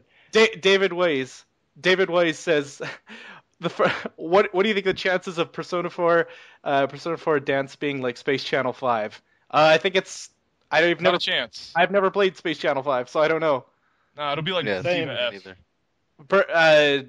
Persona 4 Dancing All Night is basically going to be like Elite Beat Agents. It's not going to be quite like Project Diva. It's actually a little different from that. It's more like you match up the icons with like the characters' hands or whatever. So it's more. Really? Yeah. Oh, it's not. Cool. It's not like. I don't think that game is as hardcore as Project Diva. But dude, I could not get into Diva. I'd love Diva. That's fun. But yeah? it's really. but you just don't appreciate. But Are they living? you're Oh, too dark and mysterious. it is. It is a dark game. God, they're in a post-apocalyptic world, aren't they? What's going on in that? I That don't. game is fucking weird. I don't fucking know. Anyways, what's your question? Okay, this is from Tom, and he just wants to know if Atlas will ever have a European office and what we think the status of SMT4's PAL releases. How release the SMT4 is like, you're gonna have to ask Mastema. He has it. Yeah. I'm pretty sure that Atlas is as amazing as company as they are to the West. They're not, or to North America. America. Canada too. But yeah, I don't know if they're ever going to get the Europe situation sorted out. Yeah, it's a shame. Really, they just hate Europe. Sure. I mean, we all know that clearly is what it is. SMT4 still isn't out, even though that's published by Nintendo. That's obviously still Atlas's fault. I mean, Persona 4 Arena was region locked, and it took forever. And at this point, they're not going to region lock Persona 4 Arena 2. But what they're going to do is they're going to make North America and Canada, which is a great nation, they're going to make us wait probably like 3 to 4 months after the JP launch, and then Europe is still probably going to have to wait 9 to 10 months because who's going to publish it? Zen United. And guess what? Guess what the thing is about Zen United? Even though they're in Europe, plot twist, they hate Europe too. Well, I don't know, guys. I'm not confident. You know what I think, guys? I think that SMT Cross Fire Emblem is actually social commentary, and we're finally all experiencing what it's like to be a European SMT fan. Oh, my shit! God. Oh my god! My mind is blown. Oh, Atlas, you're so deep, Atlas. Oh my god. But anyways, actually, the difference between SMT Cross Fire Emblem and any other and any SMT or any Atlas game coming out in Europe is eventually those games will come out in Europe. Boom.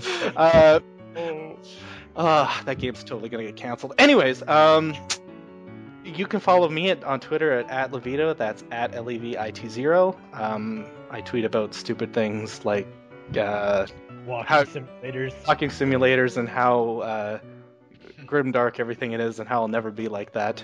But He pontificates on Twitter. I spin more rams than a lazy Susan and my fuck. I fucked that up. Oh, you fucked it up. Anyways, so one thing I wanted to put out there is, as I've said, this year we've been interviewing lots of fans and their fan projects. We talked to Doug Farrell about the SMT piano collections he does, and we just talked about music in general. And then we talked to Pepsi Man about his translation stuff. And those have been among my favorite episodes that we've done, just because it's fun talking to creative people that are really passionate about this franchise or whatever. So I'm gonna put this out there. If you have a fan project of your own, it could be an artist, could be music, could be, I don't know, you fucking handcraft figures, even though I doubt that's a thing. Maybe you make body pillows, whatever. Could be anything. Yeah. I mean, I would actually just be impressed if you made your own body pillows. That can't be easy. But, oh my god. Anyways, to be serious though, if you have a fan project and you thought, I'd kind of like to come on and talk about this, send me a tweet or send the podcast a tweet at S.Link FM. Or toss us an email, and we'll see what we can do. I mean, I'm not going to give everyone an episode. Like if you draw Microsoft Paint pictures of Naoto, I'm not gonna give you an episode. Sorry, but it should be fun. It's just putting it out there because, again, love talking to creative people about their passions, and again, those have been my favorite episodes. So for COS, we decided that our playlist with all our episodes is getting a little long. So this is actually our season finale. We decided that this final confrontation between our arch nemesis S.Link FM was worthy to be our ender for this season.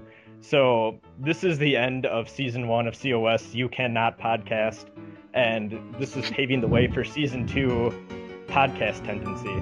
So yes. If you were hesitant on jumping in on our podcast before because it was a little convoluted, it's going to be a fresh start. We're going to try and get some new listeners in, be a little more accessible. So if you're interested, check us out. So That's all I have to say. basically, Basically, you're Dark Souls 2. no, basically you're going to be Cathedral of Shadows Golden. You're going to be more accessible. Yeah, there we go. we're gonna have a very easy mode for our listeners. Yes. And anyone listening to S-Link should give them a try. I really enjoyed, especially their last episode with Realm Scout. It was really good. So give them a shot. But again, with all that, I believe we've all said our piece. So everyone say bye. See ya. Bye. Peace. All music for this episode was provided by composer Doug Farrell. Check out his work at dougfarrell.com or Douglas Farrell Music on YouTube. See you all in the Velvet Room.